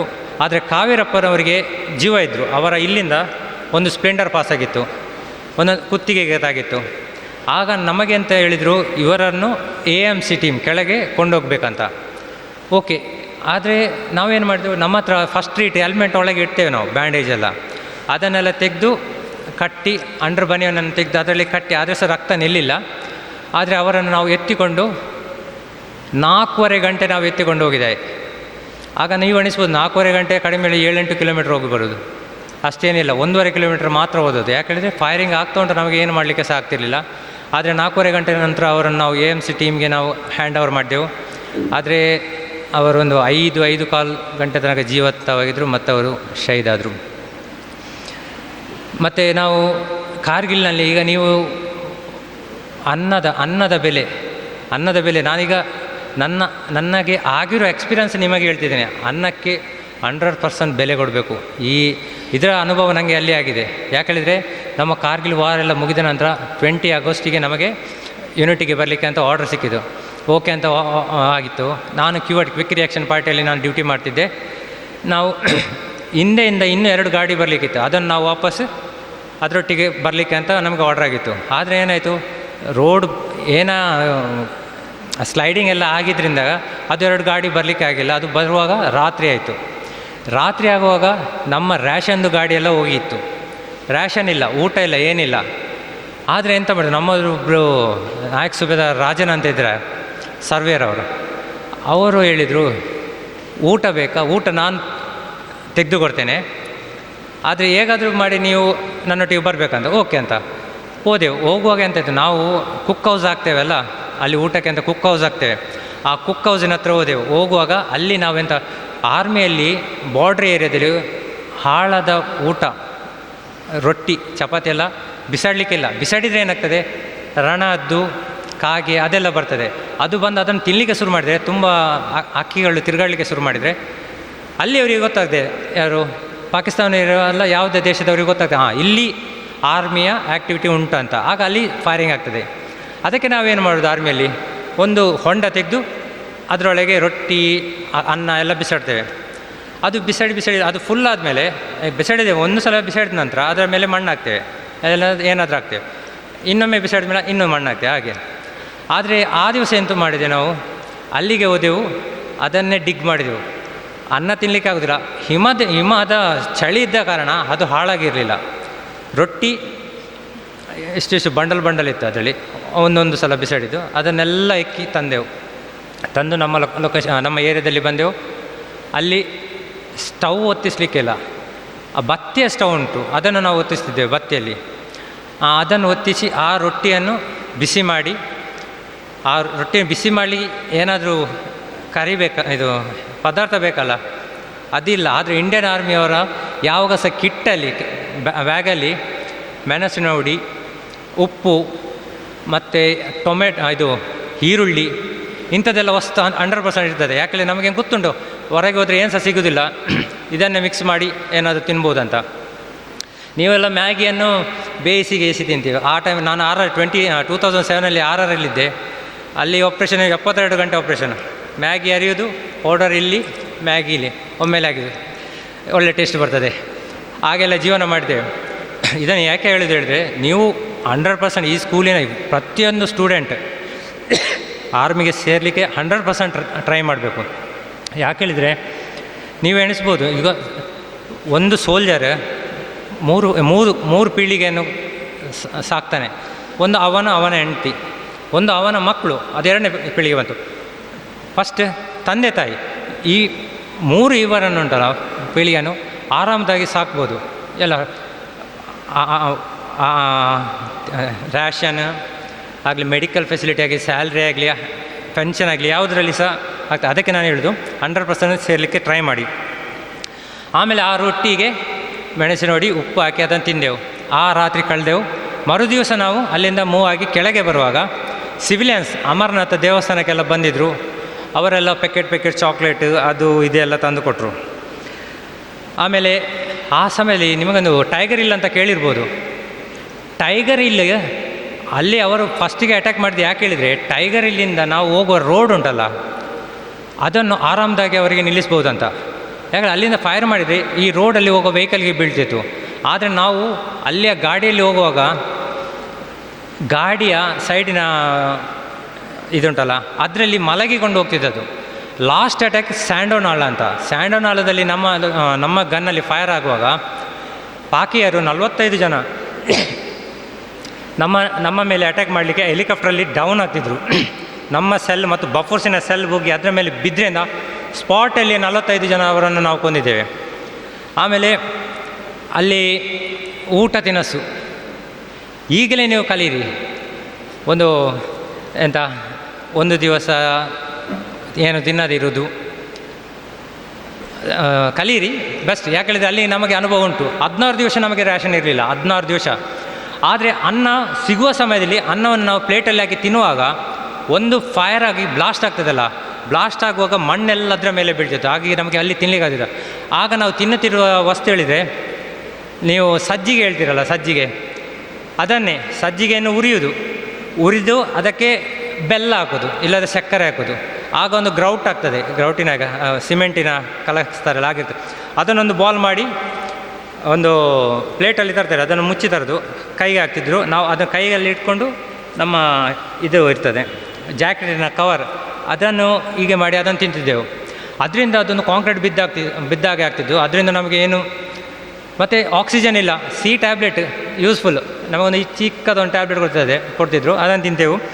ಅದರಿಂದ ಸ್ವಲ್ಪ ಹೆಲ್ಪ್ ಆಗ್ತಿತ್ತು. ಆಮೇಲೆ ಕಾರ್ಗಿಲ್ನ ಸ್ಟೋರಿ ಹೇಳೋದಾದರೆ ತುಂಬ ಉಂಟು, ಆದರೆ ಸಮಯದ ಅಭಾವ ಉಂಟು ತಮ್ಮಲ್ಲಿ. ಇನ್ನೊಮ್ಮೆ ಬಂದು ನಾನು ಇದರ ಬಗ್ಗೆ ಎಲ್ಲ ಹೇಳ್ತೇನೆ. ಮತ್ತು ಈ ನೀವೆಲ್ಲ ಎಣಿಸ್ತೀರ ಕೆಲವರು, ನಾನು ಹೀರೋ ಆಗ್ತೇನೆ, ಸೋಲ್ಜರ್ ಆಗೋದಿಲ್ಲ, ಹೀರೋ ಆಗ್ತೇನೆ ಅಂತ. ನೋಡಿ, ಹೀರೋದಲ್ಲಿರೋದು 4 ಸ್ಪೆಲ್ಲಿಂಗ್, ಸೋಲ್ಜರಲ್ಲಿ ಸಹ ಉಂಟು. ಅದರ ಮೀನಿಂಗ್ ಅರ್ಥ ಮಾಡಿ. ನಿಮಗೆ ಹೀರೋ ಆಗಬೇಕಾ ಸೋಲ್ಜರ್ ಆಗಬೇಕಂತ ಹೇಳಬೇಕು ನೀವೀಗ. ಹೀರೋ ಹೇಳಿದರೆ ಯಾರು? ಹರ್ಕುಲಸ್, ಎಲಿಜಿಬಲ್, ರಾಯಲ್, ಒಬಿಡೆಂಟ್, ಅಷ್ಟೇ. ಸೋಲ್ಜರ್ ಹೇಳಿದರೆ ನೋಡಿ, smart, obedient, loyal, discipline, intelligent, eligible, royal. ಇಷ್ಟೆಲ್ಲ ಕ್ವಾಲಿಟಿ ಇದ್ದರೆ ಅವ ಸೋಲ್ಜರ್. ಹಾಗೆ ನೀವು ಹೀರೋ ಆಗಲಿಕ್ಕೆ ಹೋಗಬೇಡಿ, ಸೋಲ್ಜರ್ ಆಗಲಿಕ್ಕೆ ಟ್ರೈ ಮಾಡಿ. ಆಮೇಲೆ ಎಲ್ಲರೂ ಈ ಏಜಿನಲ್ಲಿ ಸೆಲ್ಫ್ ಪ್ರೊಟೆಕ್ಷನ್ ಇಂಪಾರ್ಟೆಂಟ್. ಯಾಕೆ ಹೇಳಿದರೆ ತಮ್ಮ ಮೇಲೆ ಪ್ರಾಣಿ ಆಗ್ಬೋದು, ಮನುಷ್ಯನೇ ಆಗ್ಬೋದು, ಯಾರ ಅಟ್ಯಾಕ್ ಆಗ್ತದೆ ಅದರಿಂದ ನಮ್ಮನ್ನು ನಾವು ಪ್ರೊಟೆಕ್ಷನ್ ಮಾಡೋದನ್ನು ಕಲಿಬೇಕು. ಇದು ಇಂಪಾರ್ಟೆಂಟ್. ನೆಕ್ಸ್ಟ್ ನಿಮಗೆ ನಾನೀಗ ನನ್ನನ್ನು ನೋಡುವಾಗ್ತದೆ, ಇವ ಒಬ್ಬ ಸೋಲ್ಜರ್, ಇವನು ಫಿಟ್ಟಾಗಿದ್ದೇನೆ, ಹಾಗೆ ಫಿಟ್ಟಾಗಿ ಇರಬೇಕಾಗ್ತದೆ. ಈಗ ನನ್ನದು ಗೊತ್ತಾಗ್ತದ, ಮುಖ ನೋಡುವಾಗ ಯಾರಿಗೆ ಸಹ ಗೊತ್ತಾಯ್ತು. ನನ್ನದು ಇಲ್ಲಿಂದ ಇಲ್ಲಿ ಕಟ್, ಕಿವಿ ಕಟ್, ಕ್ಲೆವಿಕಲ್ ಬೋನ್ ಇಲ್ಲ, ಹೊಟ್ಟೆಯಲ್ಲಿ 9 ಸ್ಟಿಚ್ಚಿ, ಇಲ್ಲಿ 11 ಸ್ಟಿಚ್ಚಿ, ಈ ಬೆರಳು ಬೆಂಡ್. ಇಷ್ಟಿದ್ರೆ ಸಹ ಸಿವಿಲಿಯನ್ ಆದರೆ ಖಡಕ್ಕಾಗಿ ಇರಲಿಕ್ಕೆ ಚಾನ್ಸ್ ಇಲ್ಲ. ಆದರೆ ಸೋಲ್ಜರ್ ಗ್ಯಾರಂಟಿ ಖಡಕ್ಕಾಗಿರ್ತಾನೆ. ಇದು ಹೇಗೆ ಆಗಿದೆ ಹೇಳಬೇಕಾ? 2000 ಕಾನ್ವಾಯ್ ಪ್ರೊಟೆಕ್ಷನ್ ಈ ಡ್ಯೂಟಿಯಲ್ಲಿದ್ದೇವೆ ನಾವು. ಈ ಡ್ಯೂಟಿಯಲ್ಲಿರುವಾಗ IED, ಇಂಪ್ರೊವೈಸ್ ಎಕ್ಸ್ಪ್ಲೋಸಿವ್ ಡಿವೈಸ್ ಅಂತ, ನೆಲ ಬಾಂಬ್ ಅಂತ ಹೇಳ್ತೇವೆ. ಈಗ ರಿಮೋಟ್ ಬಾಂಬ್, ಮೊಬೈಲ್ ಬಾಂಬ್ ಹಾಗೆಲ್ಲ ಇರ್ತದೆ. ಆ ಟೈಮಲ್ಲಿ IED ಇದ್ದದು. ಅದನ್ನು ಹೊಂಡ ತೆಗೆದು ನಮ್ಮ ಕಾನ್ವಾಯ್ಗೆ ಇಟ್ಟಿದ್ದದು. ಕಾನ್ವಾಯ್ ಹೇಳಿದರೆ ಕಾನ್ವಾಯ್ ಎದುರಲ್ಲಿ ನಮ್ಮ ಗಾಡಿ QRT, ಅದರ ಹಿಂದೆ ಬರೋದು ಬಸ್. ಆ ಬಸ್ ಬಂದರೆ ಬಸ್ಸಿಗೆ ಬಾಂಬ್ ಬ್ಲಾಸ್ಟ್ ಆದರೆ ಕಡಿಮೆ ಹೇಳಿದರೆ 44 ಜನರು ಆ ಬ್ಲಾಸ್ಟಲ್ಲಿ ಸಾಯ್ತಾರೆ. ಆದರೆ ಅದೃಷ್ಟ ನಮಗೆ ತಾಗಿದೆ. ಆದರೆ ಅದೃಷ್ಟದಿಂದ ಅಂತಲ್ಲ, ನಮ್ಮ ಗಾಡಿ ಆ IDಯ ಮೇಲಿಂದ ಹೋಯಿತು, ನಮ್ಮ ಗಾಡಿ ಬ್ಲಾಸ್ಟ್ ಆಯಿತು. ನಾನು LMGಯಲ್ಲಿದ್ದೆ. ನನ್ನನ್ನು ಹೇಳಿದರೆ ಒಂದು 9-10 ಫೀಟಿನಷ್ಟು ಮೇಲೆ ಬಿಸಾಡಿತು ಆ ಬ್ಲಾಸ್ಟಲ್ಲಿ. ಒಂದು ಸೈಡ್, ಈ ಸೈಡಿನಲ್ಲಿ ಬ್ಲಾಸ್ಟ್ ಆದದ್ದು. ಆದರೆ ಆ ಸ್ಪಾಟಲ್ಲಿ 7 ಜನ ಇದ್ದೆವು. ನಾನು ಮತ್ತು ಕುಲ್ದೀಪ್ ಅಂತ ಒಬ್ಬರಿದ್ದಾರೆ, 2 ಜನ ಮಾತ್ರ ಉಳಿದದ್ದು. 7 ಜನ ಸ್ಪಾಟಲ್ಲಿ ಸೈದಾಗಿದ್ದರು. ಅದಕ್ಕೆ ಅವರು ಅಷ್ಟು ಮಾಡಿದ ನಂತರ ಸಹ ನಮ್ಮ ಮೇಲೆ ಫೈರಿಂಗ್ ಮಾಡಿದರು. ಫಿಲ್ಮಲ್ಲಿ ಹೇಳಿದರೆ ನಾವು ಅಟ್ಯಾಕ್ ಮಾಡಲಿಕ್ಕೆ, ನಂದು ಇದೆಲ್ಲ ಮುರಿದಿತ್ತು, ಆದರೆ ಸಹ ನಾವು ಅಟ್ಯಾಕ್ ಮಾಡಲಿಕ್ಕೆ ಆಗೋದಿಲ್ಲ. ನಾವು ಗಾಳಿಯಲ್ಲಿ ಫೈರ್ ಮಾಡಿದೆವು. ಗಾಳಿಯಲ್ಲಿ ಫೈರ್ ಮಾಡಿದ್ದು ಯಾಕೆ ಹೇಳಿದರೆ, ಈಗ ನೀವು ಇಲ್ಲಿ ಸಹ ಸಿವಿಲಲ್ಲಿ ಜಗಳ ಆಗುವ ಪೊಲೀಸ್ನವರು ಗಾಳಿಯಲ್ಲಿ ಫೈರ್ ಮಾಡ್ತಾರೆ. ಯಾಕೆ ಮಾಡೋದು? ಅವರು ಮಾಡಿದ ಫೈರ್ ಗಾಳಿಯಲ್ಲಿ. ಆದರೆ ನಾವು ನಡೆದುಕೊಂಡು ಹೋಗುವ ನಮ್ಮ ಹತ್ತಿರದಿಂದ ಬುಲೆಟ್ ಹೋಗೋದಾಗ ಆಗ್ತದೆ, ಅದು ಹೆದರಿಕೆ ಬರ್ತದೆ. ಅದಕ್ಕೆ ಗಾಳಿಯಲ್ಲಿ ಫೈರ್. ನಾನು 30 ರೌಂಡನ್ನು ಗಾಳಿಯಲ್ಲಿ ಫೈರ್ ಮಾಡಿದೆ. ಒಂದು 5 ಗಂಟೆ ತನಕ ನನ್ನ ಕೈ ಇಲ್ಲಿಂದ ಕೆಳಗೆ ಇತ್ತು. ನನ್ನನ್ನು ನೋಡುವ ಇದು ಇರಲಿಲ್ಲ. ಯಾಕೆ ಹೇಳಿದರೆ ಫಸ್ಟಿಗೆ ತುಂಬ ತಾಗಿದವರನ್ನು ನೋಡೋದು, ಸ್ವಲ್ಪ ತಾಗಿದವರನ್ನು ಮತ್ತೆ ನೋಡೋದು. ಆಮೇಲೆ ಅವರನ್ನೆಲ್ಲ ನೋಡಿ ಮತ್ತೆ ಅವರು ಕನ್ಫರ್ಮ್ ಆಯಿತು. ಆಮೇಲೆ ನನಗೊಂದು ಡ್ರೆಸ್ ತೆಗಲಿಲ್ಲ, ಡ್ರೆಸ್ಸಿನ ಮೇಲೆ ಇಲ್ಲಿ ಒಂದು ಇಂಜೆಕ್ಷನ್ ಕೊಟ್ಟರು. ಆಮೇಲೆ ಕೊಂಡೋಗಿ ಬಾರಾಮಲ್ಲ ಹಾಸ್ಪಿಟಲಲ್ಲಿ ಹಾಕಿದರು. ಆಮೇಲೆ ಅಲ್ಲಿ ನನ್ನ ಟ್ರೀಟ್ಮೆಂಟ್ ನಡೀತು. ಅಲ್ಲಿ ನನಗೆ 28 ದಿವಸದ ರಜೆ ಸಿಕ್ಕಿತು ಅಲ್ಲಿಂದ. ಟೈಮ್ ಉಂಟಾ? ಇಂಪಾರ್ಟೆಂಟ್ ಒಂದು 3 ಸಾಂಗ್ ನೀವು ಯಾವಾಗ ಸಹ ಕಲಿಬೇಕು. ನೀವು ಕಲಿಬೇಕು, ನಿಮಗಿಂತ ಚಿಕ್ಕವರಿಗೆ ಸಹ ಕಲಿಸಬೇಕು, ಟೀಚರ್ಸ್ ಆಗಲಿ ಯಾರೇ ಆಗಲಿ. ಸಾಂಗ್ ನನ್ನ ವಾಯ್ಸ್ ಅಂತ ಸರಿ ಇಲ್ಲ, ಆದರೆ ಅದರ ಬೆಲೆ ಹೇಳ್ತೇನೆ. ಒಂದು ಸಾಂಗ್ ಹೇಳಿದರೆ, ಒಂದೇ ಶಾಲೆಯ ಮಕ್ಕಳು ನಾವು, ಒಂದೇ ಬಣ್ಣದ ಡ್ರೆಸ್ಸು. ಇದು ಪದ್ಯವನ್ನು, ಈ ಸಾಂಗನ್ನು ಮಕ್ಕಳಿಗೆ ಕಲಿಸಿದರೆ ಏನಾದ್ರು ಒಂದೇ ಅಂತ ನಮ್ಮ ಶಾಲೆಯ ಬೆಲೆ, ನಮ್ಮ ಶಾಲೆಯ ಟೀಚರ್ಸ್, ನಮ್ಮ ಗುರು ಹಿರಿಯರು, ಇವರಿಗೆಲ್ಲ ರೆಸ್ಪೆಕ್ಟ್ ಹೇಗೆ ಕೊಡಬೇಕಂತ ಅದನ್ನು ಕಲಿಸ್ತದೆ. ಇದನ್ನೊಂದು ಡೈಲಿ ಹೇಳುವಾಗ ಅದರ ಅರ್ಥವನ್ನು ಸಹ ಅವರಿಗೆ ತಿಳಿಸ್ತಾ ಇರಿ. ನೆಕ್ಸ್ಟ್,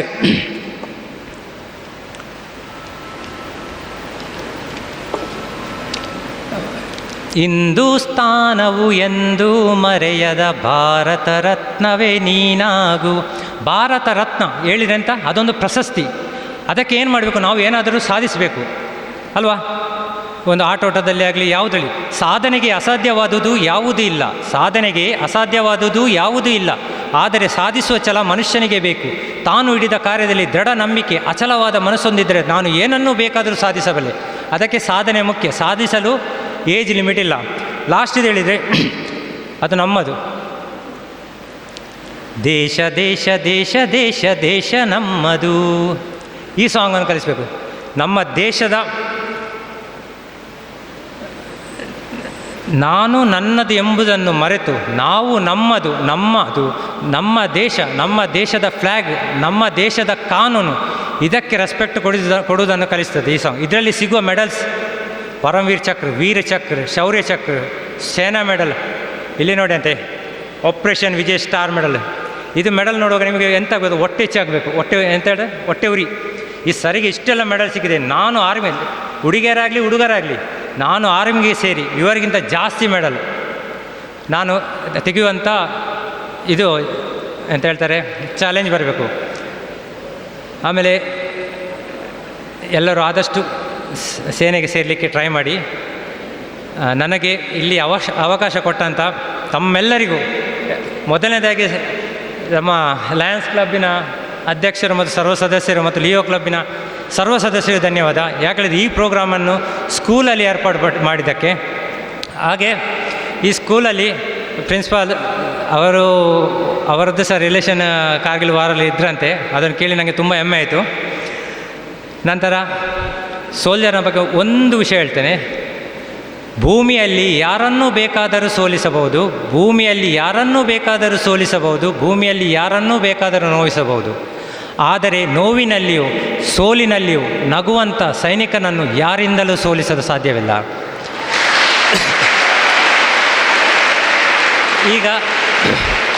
ಈಗ ಕ್ಲ್ಯಾಪ್ ಹೇಗೆ ಬಂತು ಹಾಗೆ ಜೈಕಾರವು ಬರಬೇಕು. ಬರ್ತದಲ್ಲ? ರೆಡಿಯಾ? ಭಾರತ್ ಮಾತಾ ಕಿ. ಇದಿಲ್ಲ, ಇದು ಬರಲೇ ಇಲ್ಲ. ಇದಕ್ಕಿಂತ ಜೋರು ನೀವು ನಮಸ್ಕಾರ ಹೇಳಿದ್ರ. ಭಾರತ್ ಮಾತಾ ಕಿ, ಭಾರತ್ ಮಾತಾ ಕಿ, ಭಾರತ್ ಮಾತಾ ಕಿ. ಜೈ ಹಿಂದ್. Thank you.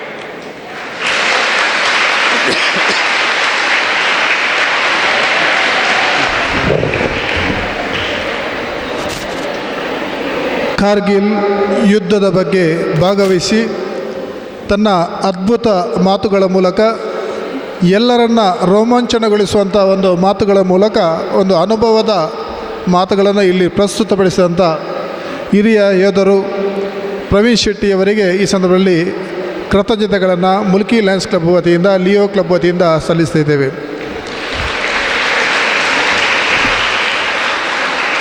ಇದೀಗ ಈ ಕಾರ್ಯಕ್ರಮವನ್ನು ದೀಪ ಬೆಳಗಿಸಿ ಈ ಕಾರ್ಯಕ್ರಮವನ್ನು ನಮಗೆ ಇಲ್ಲಿ ಮಾಡಲು ಅವಕಾಶವನ್ನು ಕಲ್ಪಿಸಿಕೊಟ್ಟಂಥ ಈ ಶಾಲೆಯ ಪ್ರಾಂಶುಪಾಲರು ಆಗಿರ್ತಕ್ಕಂಥ ಸಿಸ್ಟರ್ ಲೀಡಿಯಾ ಮೆಂಡೋನ್ಸಾ ಅವರಿಗೆ ನಮ್ಮ ಅಧ್ಯಕ್ಷರು ಒಂದು ನೆನಪಿನ ಕಾಣಿಕೆ ಕೊಟ್ಟು ಅವರನ್ನು ಗೌರವಿಸುವಂತೆ ಕೇಳಿಕೊಳ್ತಾ ಇದ್ದೇನೆ. ಅಧ್ಯಕ್ಷರು ದಯವಿಟ್ಟು ರಾಲ್ಪಿ ಡಿ ಕೋಸ್ಟಾರ್ ಅವರು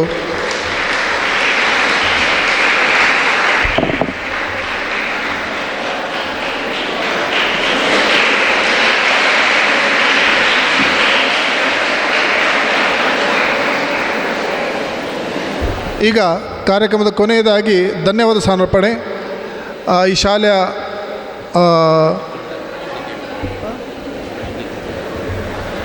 ಅದಕ್ಕಿಂತ ಮೊದಲು ವಿದ್ಯಾರ್ಥಿಗಳಿಗೆ ಏನಾದರೂ ಇದರ ಬಗ್ಗೆ ಪ್ರಶ್ನೆ ಕೇಳಲಿಕ್ಕಿದ್ರೆ 1-2 ನಿಮಿಷದ ಕಾಲಾವಕಾಶ ಉಂಟು. ಏನಾದರೂ ನಮ್ಮ ಪ್ರವೀಣ್ ಸರ್ ಇದ್ದಾರೆ, ಅವರಲ್ಲಿ ನೀವು ಮುಖಾಮುಖಿಯಾಗಿ ಪ್ರಶ್ನೆಯನ್ನು ಕೇಳ್ಬೋದು. ಯಾರಾದರೂ ಇದ್ದರೆ ಏನಾದರೂ ಡೌಟ್ಸ್ ಇದ್ದರೆ ಇದರ ಬಗ್ಗೆ ಕೇಳಲಿಕ್ಕೆ ಒಂದು ಅವಕಾಶ ಉಂಟು. 2 ನಿಮಿಷದಲ್ಲಿ ಅದು ಕೇಳಬೇಕು.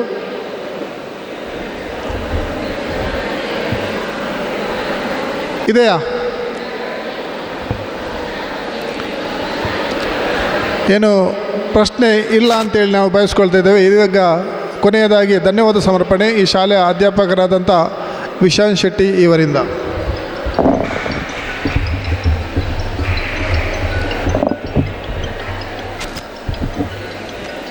ಕಾರ್ಗಿಲ್ ವಿಜಯ್ ದಿವಸ್ ಎಂಬುದು ಭಾರತೀಯ ಸೇನೆಯ ಅತಿ ದೊಡ್ಡ ಗೆಲುವು ಎನ್ನುವುದು ಚರಿತ್ರೆಯಲ್ಲಿ ಬಿಂಬಿತವಾಗಿರುವಂಥದ್ದು. ತ್ಯಾಗ ಬಲಿದಾನ ಮಾಡಿದಂತಹ ಎಲ್ಲ ವೀರ ಸೈನಿಕರಿಗೆ ನಮನವನ್ನು ಸಲ್ಲಿಸುತ್ತಾ ಇವತ್ತು Mulki Lions club, Leo club ಹಾಗೂ ಮೆಡಲಿನ್ ಪದವಿ ಪೂರ್ವ ಕಾಲೇಜು ಕಿಲ್ಪಾಡಿ ಇದರ ಜಂಟಿ ಆಶ್ರಯದಲ್ಲಿ ಕಾರ್ಗಿಲ್ ವಿಜಯೋತ್ಸವ ದಿನಾಚರಣೆ ಹಾಗೂ ನಿವೃತ್ತ ಯೋಧರಿಗೆ ಸನ್ಮಾನ ಕಾರ್ಯಕ್ರಮವನ್ನು ಹಮ್ಮಿಕೊಂಡಿದ್ದೇವೆ. ಇಂದಿನ ಸಭಾ ಕಾರ್ಯಕ್ರಮವನ್ನು ಉದ್ಘಾಟನೆ ಮಾಡಿರುವವರು ನಮ್ಮ ಕಾಲೇಜಿನ ಪ್ರಾಂಶುಪಾಲರಾಗಿರುವಂತಹ ಸಿಸ್ಟರ್ ಲೀಡಿಯಾ ಶಾಂತಿ ಮೆಂಡೋನ್ಸಾ ಅವರಿಗೆ ತುಂಬು ಹೃದಯದಿಂದ ವಂದನೆಗಳನ್ನು ಸಲ್ಲಿಸ್ತಾ ಇದ್ದೇನೆ.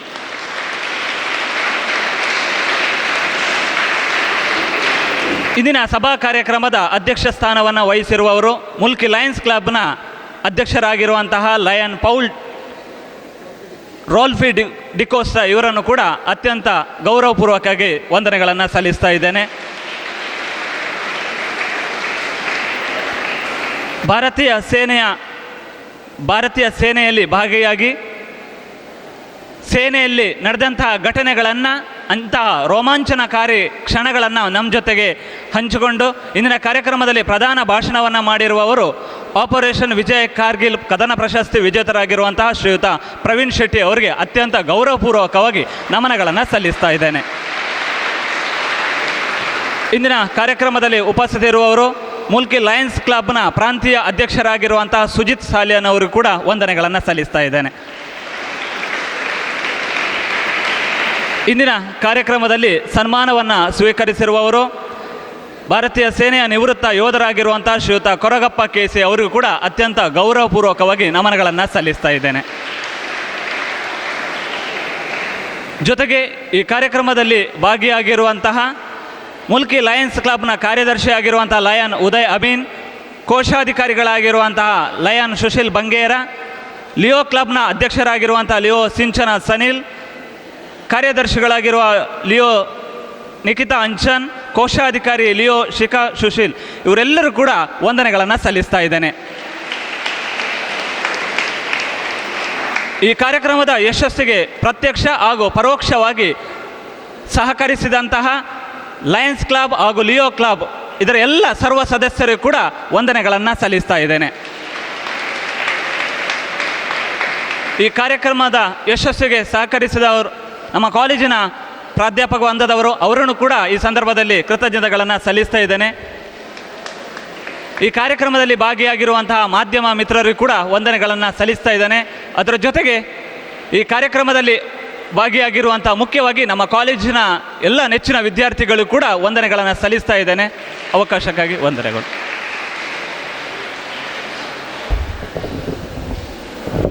ಇದೀಗ ರಾಷ್ಟ್ರಗೀತೆಗಾಗಿ ಎಲ್ಲರೂ ಎದ್ದು ನಿಲ್ಲಬೇಕಾಗಿ ಕೇಳ್ಕೊಳ್ತಾ ಇದ್ದೀನಿ. ಜನಗಣ ಮನ ಅಧಿನಾಯಕ ಜಯ ಹೇ ಭಾರತ ಭಾಗ್ಯ ವಿಧಾತ, ಪಂಜಾಬ ಸಿಂಧ ಗುಜರಾಟ ಮರಾಠ ದ್ರಾವಿಡ ಉಚ್ಚಲ ಬಂಗಾ, ವಿಂಧ್ಯ ಹಿಮಾಚಲ ಯಮುನಾ ಗಂಗಾ ಉಚ್ಚಲ ಜಲಧಿ ತರಂಗಾ, ತವ ಶುಭ ನಾಮೇ ಜಾಗೆ ತವ ಶುಭಾಸ ಸಮಾಗೆ, गाहे तव जय गाथा जनगण मंगलदायक जय हे भारत भाग्य विधाता जय हे जय हे जय हे जय जय जय जय हे. ವಂದನೆಗಳು. ಎಲ್ಲರಿಗೂ ಆಗಮಿಸಿದಂಥ ಎಲ್ಲ ವಿದ್ಯಾರ್ಥಿಗಳಿಗೆ ಎಲ್ಲರಿಗೂ ಸಿಹಿ ತಿಂಡಿ ಹಾಗೂ ಒಂದು ತಂಪು ಪಾನೀಯದ ವ್ಯವಸ್ಥೆಯನ್ನು ನಾವು ಮಾಡಿದ್ದೇವೆ. ದಯವಿಟ್ಟು ಎಲ್ಲರೂ ಸ್ವೀಕರಿಸುವಂತೆ ಈ ಮೂಲಕ ಕೇಳ್ಕೊಳ್ತಿದ್ದೇನೆ. ಎಲ್ರಿಗೂ ಸಿಹಿ ತಿಂಡಿ ಹಾಗೂ ತಂಪು ಪಾನೀಯ ಅಲ್ಲಿ ಕೂತ್ಕೊಳ್ಳಿ. ದಯವಿಟ್ಟು ಅದನ್ನು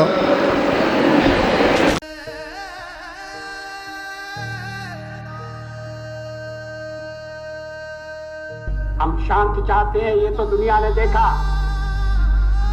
अब दुनिया ये देखेगी कि हम शांति की रक्षा के लिए और अपनी शक्ति का भी प्रदर्शन कर सकते हैं.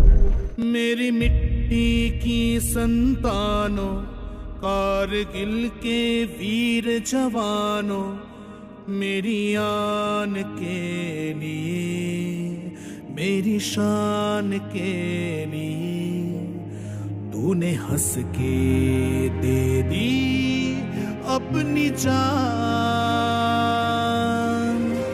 तुझे भूलेगा ना तेरा हिंदुस्तान, तुझे भूलेगा ना तेरा हिंदुस्तान, तुझे भूलेगा ना तेरा हिंदुस्तान, तुझे